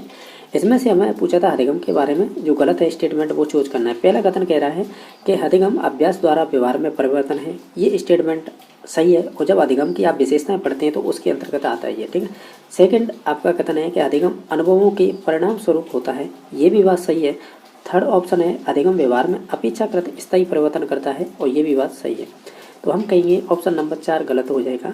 यानी ये कह रहा था अधिगम परिपक्वता के कारण व्यवहार में परिवर्तन होता है, तो ये कहना गलत है क्योंकि आपकी जो मैच्योरिटी होती है वो ऑटोनोमस प्रोसेस होती है। यानी आप ऐसे कह सकते हो ये आपकी जन्मजात होती है, ठीक है। तो ये जन्मजात होती है, इससे होता क्या है, और हालांकि देखा जाए जो चीज़ें जन्मजात होती हैं निश्चित तौर से वो डायरेक्टली आपके व्यवहार से संबंधित नहीं मानी जाएंगी। व्यवहार है मोस्टली हम जो भी चीज़ें अपने वातावरण से अर्जित करते हैं उन्हीं को आधार दिया जाता है। तो हम कहेंगे मैच्योरिटी है वो आपकी जीवन पर्याप्त नहीं चलती है, जब तक शरीर का डेवलपमेंट होता है तभी तक होती है, यानी कि इसकी निश्चित अवधि होती है। साथ ही साथ आप ये भी ध्यान रख सकते हैं ये जन्मजात होती है, ठीक है। और हम कहेंगे ये आपके शारीरिक गुणों से ज़्यादा संबंधित होती है। और आप ऐसे कह सकते हैं इसमें, जैसे हम जब ये कह रहे हैं कि ये जन्मजात होती है तो ये वंशानुक्रम पर आधारित होती है, यानी हेरिडिटी पे, और निश्चित समय तक इसका डेवलपमेंट होता है किसका, मैच्योरिटी का। साथ ही साथ ये भी ध्यान रख सकते हैं, इसके एग्जाम्पल हम दे सकते हैं। मैच्योरिटी का मतलब ये है जैसे कि बच्चों का घुटनों के बल पर चलना होता है, फिर चलेंगे तो फिर साथ ही साथ वो खड़े भी हो जाएंगे और फिर चलने लगते हैं। इस प्रकार का ये सभी आपकी मैच्योरिटी से संबंधित विशेषता होती है। तो इसका ऑप्शन नंबर 4 सही हो जाएगा। क्वेश्चन नंबर 2 है, जैसा देख पा रहे होंगे इसमें आपसे सेकंड क्वेश्चन नंबर में ये पूछा था कि इसमें से बताइएगा, यानी निम्नलिखित में से कौन सा कथन है जो सीखने की विराम विधि के महत्व को इंगित नहीं करता है। हालांकि इस प्रकार के क्वेश्चन बहुत कम बनते हैं, लेकिन फिर भी ये पूछा है कि विराम विधि को महत्व को कौन है इंगित नहीं करता है, जो कथन गलत है वो चूज करना है। तो देखो आप सभी कथनों को पढ़ के देखिएगा। सीखने में थकान नहीं होती है, यानी सीखने में थकान नहीं होती है, ये स्टेटमेंट तो सही हो जाएगा क्योंकि विराम विधि के अंतर्गत। दूसरा है कि स्मृति चिन्ह समेकित नहीं होते हैं, ये कहना गलत है, इसमें समेकित होते हैं। यानी आप कह सकते हैं कि इसमें जो आपके मेमोरी के ट्रेस हैं वो सभी आपके कंसोलिडेट किए जाते हैं, जबकि ये कह रहा है नहीं किए जाते हैं, ठीक है। तो ऑप्शन नंबर इसका 2 सही हो जाएगा। उसके अलावा है सीखने में अवैधि है, ये बात सही है, यानी जो आपका 3 नंबर ऑप्शन है। बाकी मानसिक उबता नहीं होती है, ये भी कथन सही है। हमें केवल वो चूज करना था जो विराम विधि के महत्व को इंगित नहीं करता है, तो वो ऑप्शन नंबर 3 सही हो जाएगा। नेक्स्ट क्वेश्चन नंबर है, इसमें 3 नंबर क्वेश्चन पूछा है कि शिक्षक का निम्नलिखित में से कौन सा कार्य है जो सृजनशील बच्चों की क्षमता को अवरुद्ध करता है, यानी उसे रोकता है। आपको वो बताना है ऐसा कौन सा कार्य है शिक्षक का। हालांकि देखा जाए इन 4 ऑप्शनों को आप जब जो क्रिएटिविटी पढ़ते हैं या सृजनात्मकता बच्चों की विशेषता पढ़ते हैं तो वहाँ पे डाइवर्जेंट थिंकिंग की बात की जाती है, और यहाँ पर उसे कह रहा है कि एनकरेज किया जाता है, तो ये बात सही है। सेकंड है दूसरों के व्यवहार की अनुरूपता, यानी दूसरों के अनुकूल चल रहे हैं आप, तो ये इसमें फिर आपकी जो क्रिएटिविटी है या डाइवर्जेंट थिंकिंग है या आउट ऑफ बॉक्स आप सोच सकते हैं वो चीज़ें दब जाएंगी। तो हम कहेंगे ये वाला कथन है ये गलत हो जाएगा। हमें यही पूछा ना कौन अवरुद्ध करता है, वो 2 नंबर ऑप्शन हो जाएगा। बाकी 3 नंबर ऑप्शन है विचारों की अभिव्यक्ति की स्वतंत्रता, निश्चित तौर से ये आपके सृजनशील बालक की ये विशेषता हो जाएगी। नव प्रवर्तन के लिए प्रेरणा करना, जो भी आप इनोवेशन करते हैं नए तो निश्चित तौर से उसे मोटिवेट करना, ये बात सभी सही है, लेकिन 2 नंबर ऑप्शन है वो गलत हो जाएगा। क्वेश्चन नंबर 3 है, इसमें पूछा है, इस प्रकार के भी क्वेश्चन बार बार पूछे जाते हैं कि निम्नलिखित में से कौन सा कथन है जो अर्जित प्रेरकों की सही व्याख्या नहीं करता है। आप इन सभी ऑप्शनों को ध्यान से पढ़िएगा, इन विशेषताओं से फिर अगली बार भी इसी प्रकार के क्वेश्चन पूछे जाते हैं। पहला ऑप्शन दे रखा है कि वे जन्मजात नहीं होते, ये बात सही है। दूसरा है वे सार्वभौमिक होते, यूनिवर्सल, तो ये सार्वभौमिक नहीं होते। क्यों नहीं होते हैं? क्योंकि जो भी चीज़ हम अर्जित करते हैं ना वो वातावरण से करते हैं, तो फिर ये सार्वभौमिक नहीं हो सकती, ये वातावरण के अनुकूल बदलती रहती हैं। बाकी 3 नंबर ऑप्शन है ये जीवित रहने के लिए आवश्यक नहीं है, जबकि ये बात सही है। जरूरी नहीं है कि जो आप अर्जित प्रेरक जो भी यूज कर रहे हैं या ज़िंदगी से संबंधित जो भी चीज़ें हैं वो जीवित रहने के लिए आवश्यक है, ये जरूरी नहीं है। ठीक है, तो ये भी है। वे अधिगम को प्रभावित करती है, ये भी बात सही है। वे जन्मजात नहीं होते, ये हमने स्टेटमेंट पहला देख लिया था। इस प्रकार है, हम कहेंगे 2 नंबर ऑप्शन है ना, इसका राइट आंसर हो जाएगा। ये जन्मजात नहीं होते हैं, ये ध्यान, सॉरी जन्मजात तो नहीं होते हैं, ये बात सही है, लेकिन वे सार्वभौमिक नहीं होते। ठीक है, ये कह रहा है सार्वभौमिक होते हैं, जबकि ये सार्वभौमिक नहीं होते हैं। ठीक है, तो ऑप्शन नंबर इसका 2 सही हो जाएगा। क्वेश्चन नंबर नेक्स्ट है, इसमें पूछा है 5 नंबर क्वेश्चन में, किसी कार्य को या किसी कार्य का संतोषजनक प्रभाव उस कार्य के लिए सीखने को प्रभावित करता है। सीखने का यह नियम किससे संबंधित है या किसने प्रतिपादित किया था। जब भी आप सीखने के नियम की बात करेंगे तो निश्चित तौर से आप वहाँ पर थॉर्नडाइक का नाम लेंगे। थॉर्नडाइक ने हालांकि देखा जाए अपना सिद्धांत दिया था ऐसा थ्योरी, तो उसमें उन्होंने ये बात कही थी कि उन्होंने 3 नियम तो मुख्य दे दिए थे, ठीक है, और 5 नियम गौड़ दे दिए थे। 3 नियम जो मुख्य थे वो इंपॉर्टेंट हैं, जिन्हें हम PTA बोलते हैं। P के मतलब प्रभाव का नियम, T से तत्परता का नियम और इसे अभ्यास का नियम। जो आपका प्रभाव का नियम है ना, इसे लॉ ऑफ इफेक्ट बोलते हैं इंग्लिश में। तो इनमें क्या होता है, लॉ ऑफ इफेक्ट में, इसी में आपका संतोष असंतोष का नियम आता है। ये 2 प्रकार का होता है, संतोष और असंतोष। यानी जिससे आपको सेटिस्फैक्शन हो जाए तो निश्चित तौर से आप उस अनुक्रिया को दोहराएंगे तो निश्चित तौर से आपको सफलता मिल रही है, जब भी तो आप उसी चीज़ को दोहराएं। अगर आपको असफलता मिलेगी तो निश्चित तौर से आप डिमोटिवेट हो जाएंगे, उस कार्य को करेंगे नहीं। तो यही कह रहा था कि किसी कार्य को संतोषजनक प्रभाव उस कार्य को सीखने में प्रभावित करता है, तो फिर ये प्रभाव का नियम ही होता है, और जो किससे संबंधित है, आपके थॉर्नडाइक से। ठीक है, बाकी पावलर है, जिन्होंने तो कुत्ते की पैरोटिड्स ग्लैंड पर प्रयोग किए थे। इन्होंने कंडीशनल रेस्पॉन्स थ्योरी दी थी, जैसे आप शास्त्रीय अनुबंधन का सिद्धांत कहते हैं। स्किनर ने RS थ्योरी दी थी। ठीक है, और बाकी वॉटसन है, ये तो व्यवहारवादी है। इन्होंने कहा था मुझे जैसा भी है बच्चा दे दीजिए, मैं जो भी है उसे कुछ भी बना सकता हूँ जो आप कहेंगे। नेक्स्ट क्वेश्चन है, ये क्वेश्चन पूछा है आपका संबंधित है। इसमें ये कह रहा है कि जो श्रवण बाधित यानी जो बच्चे सुन नहीं सकते, विद्यार्थियों के शिक्षण अधिगम हेतु कौन सा प्रशिक्षण आवश्यक नहीं है। यानी ये क्वेश्चन थोड़ा लॉजिक अपना यही लगाना था, ये बात किसकी कर रहा है, जो श्रवण यानी सुन नहीं सकते उनकी बात कर रहा है, और लेकिन उनसे विशेषता संबंधित नहीं है, वही पूछी है इसने। देखो, ओष्ठ पठन का मतलब होता है कि बच्चे के अगर है कुछ भी चीज़ कह रहे हैं तो आप जब जो आपके होठ चलेंगे तो निश्चित तौर से वो पहचान जाएगा आप ये कहना चाह रहे हो। संकेत यानी किसी भी संकेत के या साइन लैंग्वेज के थ्रू आप समझा सकते हैं। ये दोनों ही आपके श्रवण बाधित बच्चे से संबंधित हो जाएंगे। अब देखिए ब्रेल लिपि। ब्रेल लिपि उन बच्चों के लिए होती है जो दृष्टि बाधित होते हैं, जो देख नहीं सकते हैं। तो देखने और सुनने से कोई लेना देना नहीं होता है, क्योंकि विधियों की बात कर रहे हैं जब आप, तो पर्टिकुलर आपको उसी सेंस में बात करनी होगी जो क्वेश्चन पूछ रहा है। तो ये दृष्टि बाधित हो गए। गामक प्रशिक्षण का मतलब होता है कि जो आप जैसे ग्रॉस मोटर होती है और एक फाइन मोटर होती है, इनके 2 प्रकार होते हैं। तो उनमें विभिन्न प्रकार की जो अनुक्रिया होती हैं जिसमें हमारे मसल्स काम करें, तो उनसे संबंधित होती है। तो ये दोनों ही आपके श्रवण बाधित विद्यार्थियों से संबंधित नहीं है, यही क्वेश्चन पूछा है। तो इसका C और D ऑप्शन नंबर 3 सही हो जाएगा। ठीक है, यानी C और D है, इनसे कोई लेना देना नहीं है आपके जो श्रवण बाधित बच्चे हैं उनसे। बाकी दोनों से ओष्ठ पठन और संकेत पठन ये आपके श्रवण बाधित बच्चों से संबंधित हैं। क्वेश्चन नंबर नेक्स्ट है जो है 7 नंबर क्वेश्चन, इस प्रकार पूछा है। इसमें कह रहा है कि एक बच्चा किसी पाठ को अपनी सुविधा अनुसार कई भागों में बांटकर सीखता है, तो यह सीखने की कौन सी विधि है। जब भी आप बांटने की बात करें, खंडों की बात करें, तो उसे अंश या पाठ विधि कहते हैं, और ये बात सही भी है। पूर्ण विधि वो कहती है, पूर्ण विधि कह लो या इसे समग्रता का सिद्धांत बोलते हैं, जो आपके कॉलर कोपा मैक्स वादिमान ने दिया था। यानी आप एक ही बार में चीज़ को देखते हुए जो हॉल मेथड होती है ना, इस संपूर्ण चीज़ को एक साथ पढ़िएगा, ये कहता है। अभिराम का मतलब है कि कंटिन्यूस पढ़ते रहिएगा। प्रासंगिक रैंडमली हो जाएगा। बाकी हमें पूछा है तो उसका तो राइट आंसर 3 नंबर होगा, यानी पार्टों में डिवाइड करके पढ़िएगा, वो जल्दी समझ पाओगे। ठीक है, नेक्स्ट देख लेते हैं। क्वेश्चन नंबर है 8वां। इसमें पूछा है कि विभिन्न आवश्यकता वाले विद्यार्थियों की समावेशी कक्षा के लिए कौन सी शिक्षण अधिगम व्यू रचना महत्वपूर्ण होगी। देखो, इसे मोस्टली देखा जाए इंक्लूसिव एजुकेशन से पूछा है, तो इसमें शिक्षण अधिगम की कौन सी व्यू रचना महत्वपूर्ण होगी। पहला है बहुसंवेदी, जो मल्टी सेंसरी टीचिंग, यानी बच्चे का जितने भी 5 सेंसर होते हैं उनसे सभी से संबंधित हो पढ़ाई, वो बहुत अच्छी रहेगी। और सहयोगी अधिगम का मतलब कोऑपरेट लर्निंग होती है, जो सहपाठी बच्चे होते हैं उनके साथ है, या शिक्षक इसमें हेल्प कर सकता है। निश्चित तौर से ये भी इंपॉर्टेंट होता है आपकी इंक्लूसिव एजुकेशन में। बाकी साथ ही शिक्षण पीयर ट्यूटरिंग बोलते हैं, यानी जो एक ही उम्र के बच्चे एक ही क्लास में पढ़ते हैं उन्हें साथ ही शिक्षण बोल सकते हैं, तो ये भी हेल्प करेगा। बाकी दल शिक्षण, जो टीम टीचिंग बोलते हैं इसे दल से चल, तो ये भी एक तरह से इसमें प्रॉब्लम दे दी जाती है, बच्चे को समस्या का समाधान करते हैं, तो निश्चित तौर से ये भी इंपॉर्टेंट हो जाएगा। हम कहेंगे ये सभी चीज़ें आपकी शिक्षण अधिगम व्यूह रचना में महत्वपूर्ण होंगी, तो इस तरह इसका ऑप्शन नंबर 4 सही हो जाएगा। अब नेक्स्ट क्वेश्चन नंबर देख लेते हैं। इसमें 9 नंबर क्वेश्चन है, किस अधिगम नियोक्ता में निम्नलिखित हस्तक्षेप है कार्यक्रम सुझाए गए हैं। यानी आपसे कह रहा है कि जो अधिगम नियोक्ता होती है लर्निंग डिसेबिलिटी बोलते हैं, में निम्नलिखित हस्तक्षेप का कार्यक्रम सुझाव दिए गए हैं। जैसे कि पहला कथन दे रखा है कि भाषाई समझ के लिए प्रयास, दूसरा है वर्तनी सुधार के लिए अभ्यास। ये बताइए किस प्रकार की डिसेबिलिटी है ये, ठीक है, आपसे ये पूछा। वैसे देखा जाए भाषाई समझ के लिए प्रयास का मतलब है जब भी अंडरस्टैंडिंग की बात करोगे तो वो पढ़ने से संबंधित होती है। जब भी आप भाषाई समझ की बात करें या पढ़ने की बात करें, वो सभी चीज़ें आएगी आपके डिसलेक्सिया में।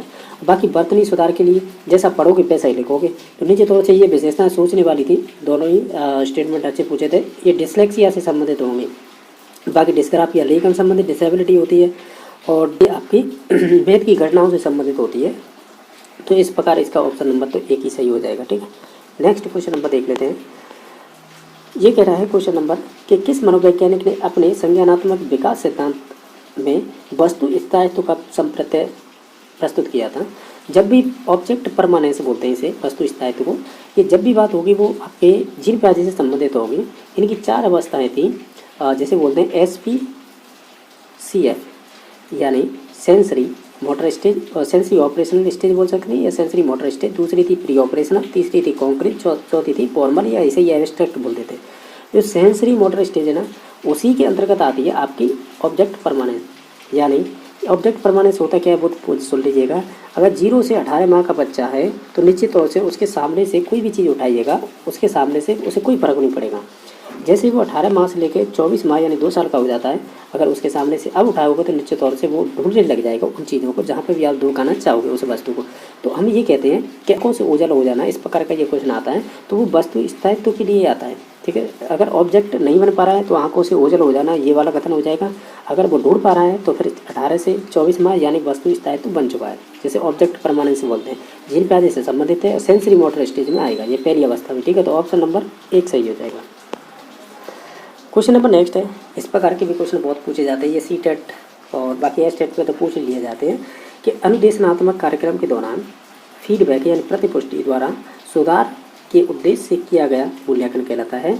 जब भी आप दौरान की बात करें, ठीक है, और जिसमें फीडबैक हो या सुधार की बात हो, ये सभी आपके निर्माणात्मक ही सही रचनात्मक बोलते हैं, ठीक है। तो ये फॉर्मेटिव असेसमेंट से संबंधित होते हैं। जब हम इवोल्यूशन की बात करते हैं तो उसमें 2 चलते हैं, एक तो सुमेलेटिव योगात्मक जो वर्ष के अंत में किया जाता है, ठीक है, और यानी जो आपको ग्रेड दिए जाते हैं वो इसी के अंतर्गत आते हैं। और जबकि जो दौरान में किए जाते हैं यानी संशोधन करने के लिए या सुधार करने के लिए, या कोई कमी चल रही है आपके पढ़ने में या समझ नहीं पा रहे हो तो उसे सुधारने के लिए जो किए जाते हैं वो निर्माणात्मक मूल्यांकन होते हैं। तो इस प्रकार ये क्वेश्चन बनाता है, तो 4 नंबर ऑप्शन सही हो जाएगा। क्वेश्चन नंबर 4 है कि निम्नलिखित में से कौन सा एक बाह्य अभिप्रेरक नहीं है।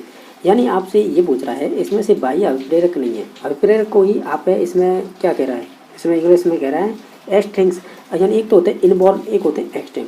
इनबॉर्न वो होते हैं जो आपके बायोलॉजिकल संबंधित होते हैं, जैसे भूख प्यास इस प्रकार के।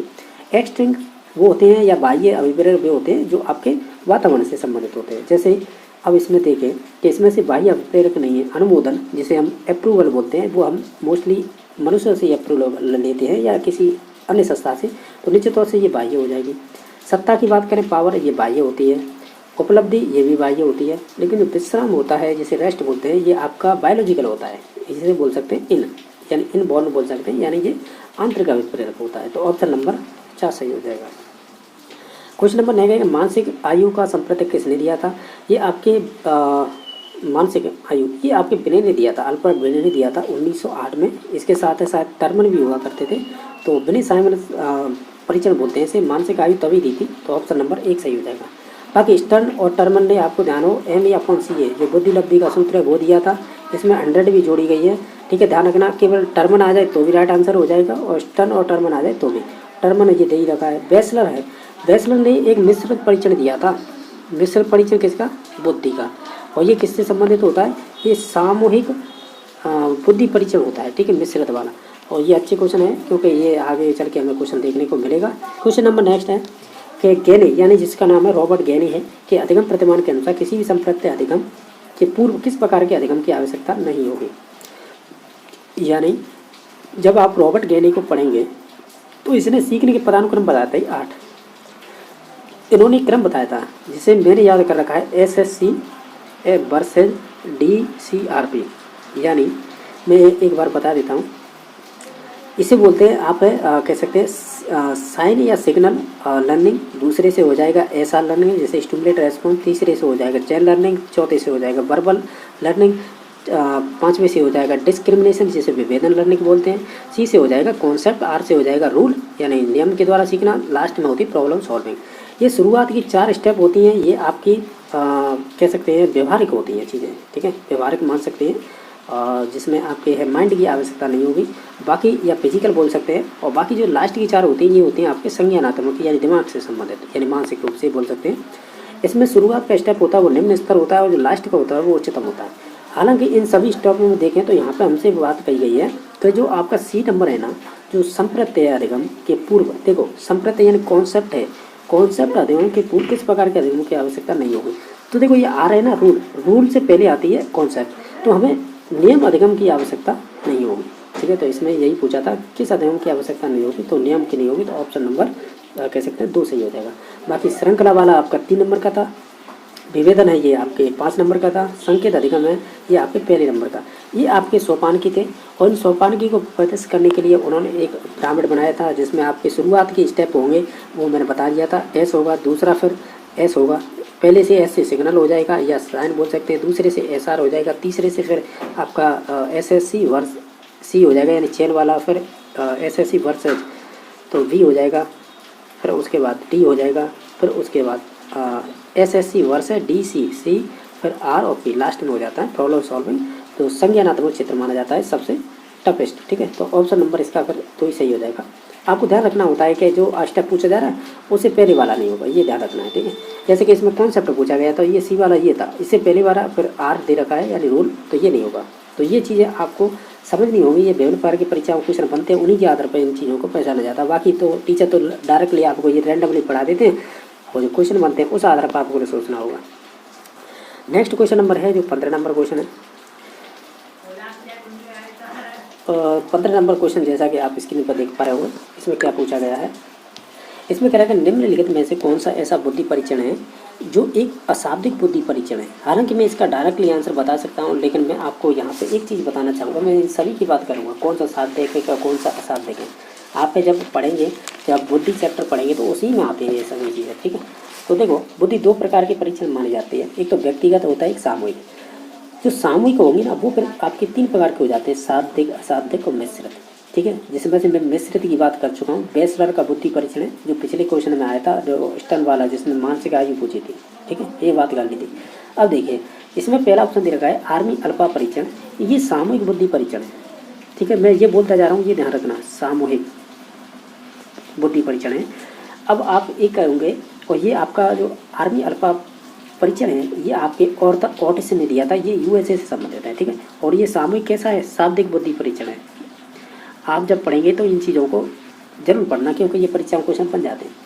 दूसरा है रेवन का प्रोग्रेसिव मैट्रिसेज परीक्षण है, ये आपका सामूहिक ही होगा, यानी सामूहिक को मैं अंडरलाइन कर रहा हूँ क्योंकि ये सेम ही है, ठीक है। सामूहिक होगा और लेकिन ये कैसा होगा, अशाब्दिक होगा। शाब्दिक वो होंगे जो पढ़े लिखे के लिए होंगे, अशाब्दिक वो होंगे जो पढ़े लिखे अनपढ़ के लिए, ऐसे कह सकते हैं। बाकी है बिने साइमन परीक्षण, ये बिने साइमन परीक्षण था, ये आपका कह सकते हैं कि व्यक्तिगत शाब्दिक परीक्षण था, यानी पढ़े लिखे वाला के लिए था, व्यक्तिगत था, ठीक है। बाकी है जलोटा सामान्य बुद्धि परीक्षण योग्यता, ये वाला जो परीक्षण था ये संबंधित हो जाएगा आपका सामूहिक शाब्दिक परीक्षण। सामूहिक शाब्दिक परीक्षण आपको पूछा क्या था, हमें पूछा था कि बुद्धि परीक्षण का एक अशाब्दिक बुद्धि परीक्षण बताइए। तो इसमें से अशाब्दिक बुद्धि परीक्षण हमने कौन सा देखा था, हमने देखा था रेवन का प्रोग्रेसिव मैट्रिक परीक्षण जो आपका सामूहिक अशाब्दिक परीक्षण था, ठीक है। तो ऑप्शन नंबर 2 सही हो जाएगा।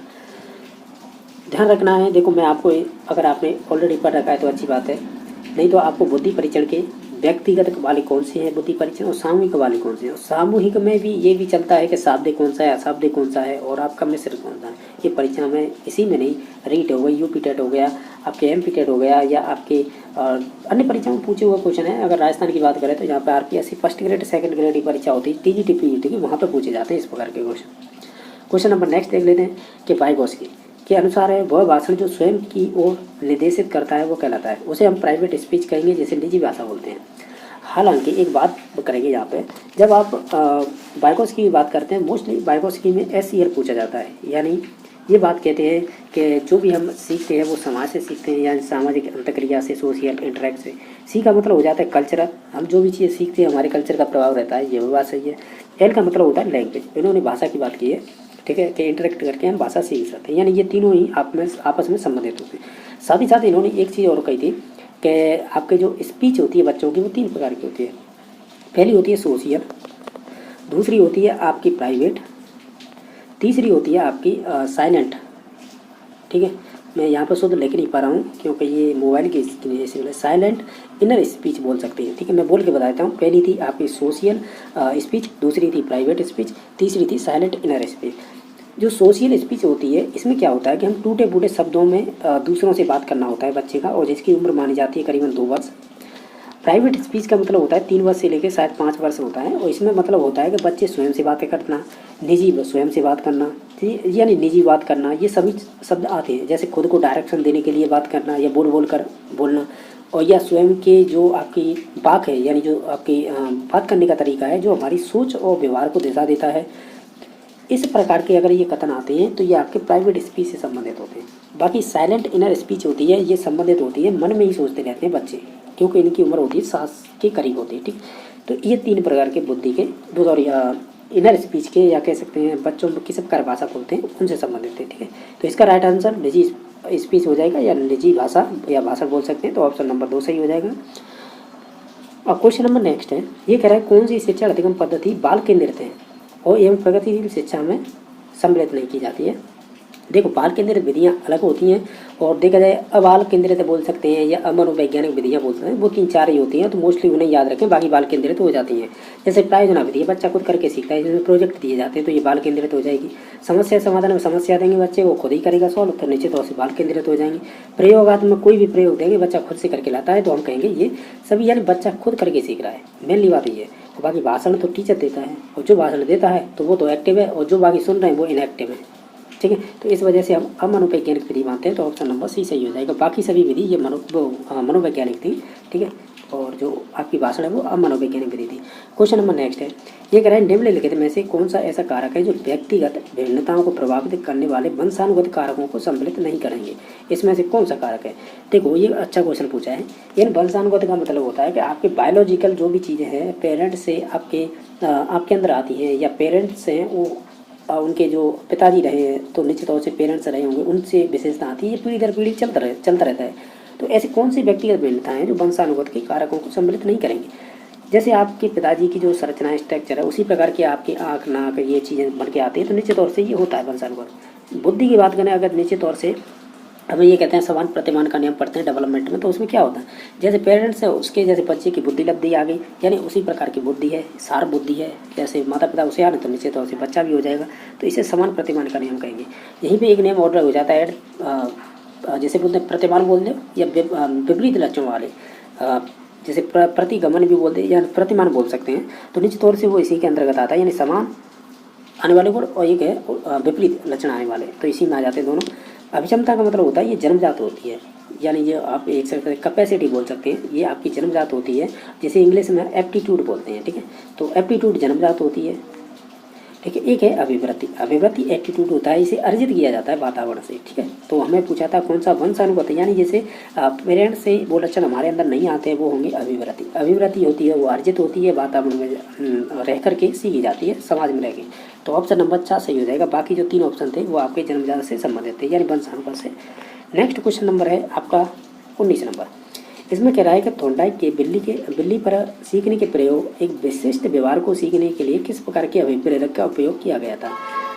अगर देखा जाए तो जो बिल्ली पे प्रयोग किया था ना आपके थॉर्नडाइक ने, उसने मांस के टुकड़े का उपयोग किया था, तो वही अभिप्रेरक के रूप में वो यूज किया था, तो वो एक जैविक कारक होगा।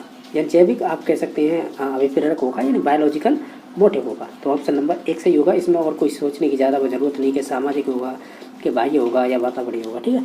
तो ऑप्शन नंबर 1 सही हो जाएगा। क्वेश्चन नंबर नेक्स्ट है कि जो प्रतिभाशाली विद्यार्थी होते हैं उनके लिए निम्न में से कौन सी शैक्षणिक या शैक्षिक व्यवस्था होनी चाहिए। तो निश्चित तौर से उन्हें एसिलेशन बोलते हैं, जिसे त्वरण, यानी आप उन्हें त्वरित गति से सिखा सकते हैं कुछ भी चीज़ और वो सीख भी जाते हैं, क्योंकि उनमें इतनी प्रतिभाशाली बुद्धि की तब्दीली होती है। तो निश्चित तौर से इन चीज़ों को, जैसे कि उन्हें क्लास जंप करवाना, ठीक है, और नई नई एनरिचमेंट प्रोग्राम चलाना, वो सभी इन्हीं के अंतर्गत आ जाते हैं प्रतिभाशाली बालकों से संबंधित। भाई उपचारात्मक शिक्षण है ये तो नहीं, वाचन अभ्यास ये भी नहीं, वाक उपचार ये भी नहीं। तो ऑप्शन नंबर 1 सही हो जाएगा। क्वेश्चन नंबर नेक्स्ट है, इसमें क्या पूछा है कि ये कह रहा है कि निम्नलिखित में से कौन सा उत्तर बाल्यावस्था के बच्चों की उपयुक्त सामाजिक व्यवहारिक विशेषता नहीं है। अच्छा, ये कह रहा है कि जो उत्तर बाल्यावस्था होती है ना, जैसे बाल्यावस्था है, बाल्यावस्था को इन्होंने 3 अवस्था में बांट रखा है, जैसे कि पूर्व और आपकी बाल्यावस्था हो जाएगी, मध्य बोल सकते हैं, और एक होती है उत्तर। तो ये उत्तर वाली अवस्था होती है ना, ये लास्ट वाली होती है 11 से 12 वर्ष। तो ये एंटर होने वाली होती है पूर्व किशोरावस्था में, क्योंकि किशोरावस्था को भी 3 अवस्था बांट दिया है इन्होंने, जैसे पूर्व किशोरावस्था, मध्य किशोरावस्था और आपकी उत्तर किशोरावस्था। तो हम ये कह रहे हैं कि इनमें से उत्तर बाल्यावस्था की बच्चों की उपयुक्त सामाजिक व्यवहारिक विशेषता कौन सी नहीं होगी। हालांकि इसे आप 2-3 तरीका से पहचान सकते हैं। ऐसे पहचान सकते हैं, सहयोग बाल्यावस्था में आता है। देखो एक टर्म बता दूं, आप जब विशेषताओं को पढ़ेंगे ना डेवलपमेंट में, तो हम बाल्यावस्था की विशेषता बच्चे पढ़ते हैं, बच्चों में सामाजिक गुण आ जाता है। तो ये सामाजिक ही गुण तो सहयोग ही है, वही सहानुभूति आपकी, यानी जिसे सिंपैथी कहते हैं, वही आपकी प्रानुभूति है, जिसे आप एम्पैथी कहते हैं।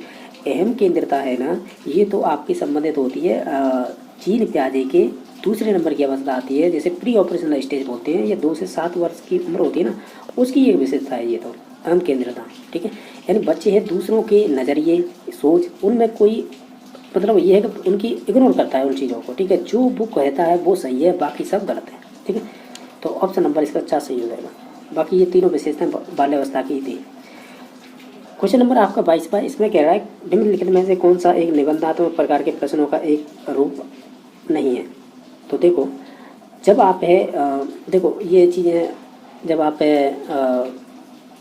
परीक्षण पढ़ेंगे ना, उपलब्धि परीक्षण हो गया या निदानात्मक परीक्षण होगा, उसके साथ हम मूल्यांकन भी पढ़ते हैं। तो वहाँ पे आप देखेंगे एक तो वस्तुनिष्ठ प्रकार के प्रश्न होते हैं, उन्हें 2 भागों में बांटा गया है। उसी प्रकार पर आगे चल के उन्हें 4 भागों में बांटा गया है। ये चीज़ें पढ़ने की होती हैं, ठीक है।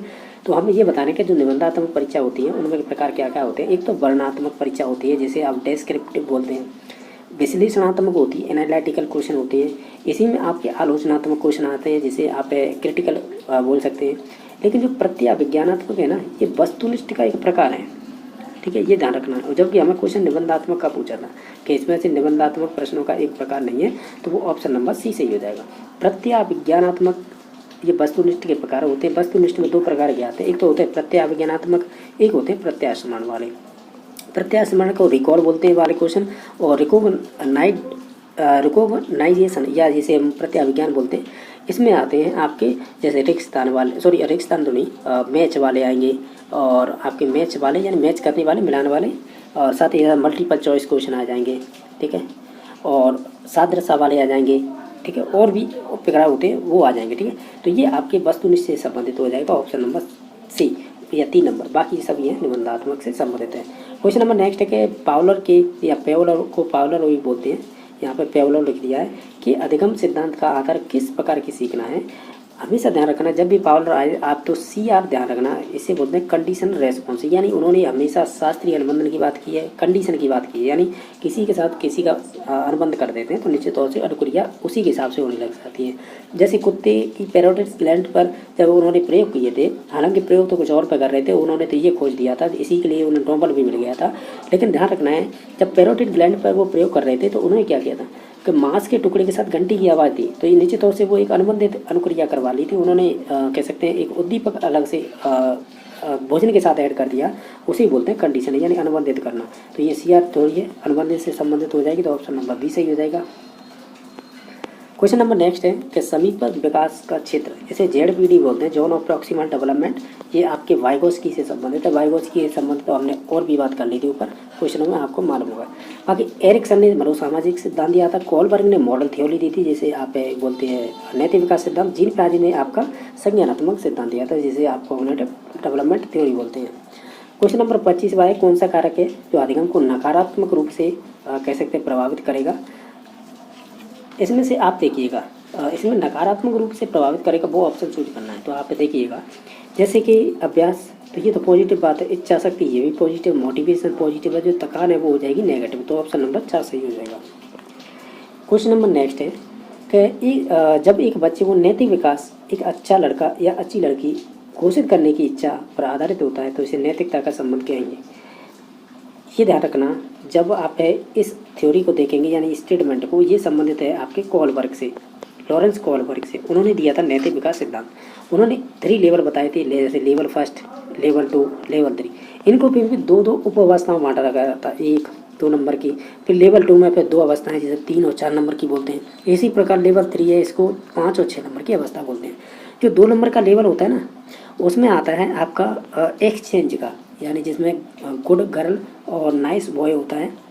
इसमें क्या होता है कि आप कोई अच्छा लड़का अच्छी लड़की बनने के लिए आप इन चीज़ों को करते हैं, उसके अंतर्गत यानी विशेषता है वो, तो वो आपकी संबंधित हो जाएगी अच्छी अंतर्वैयक्तिक संबंधों के कारण। ठीक है, यानी जैसे गुड, इसमें लिख रखा है इंटरपर्सनल रिलेशनशिप, यानी वो या गुड गर्ल और नाइस बॉय, उसकी एक विशेषता है। तो ऑप्शन नंबर 4 सही हो जाएगा। ये लेवल 2 और अवस्था नंबर 3।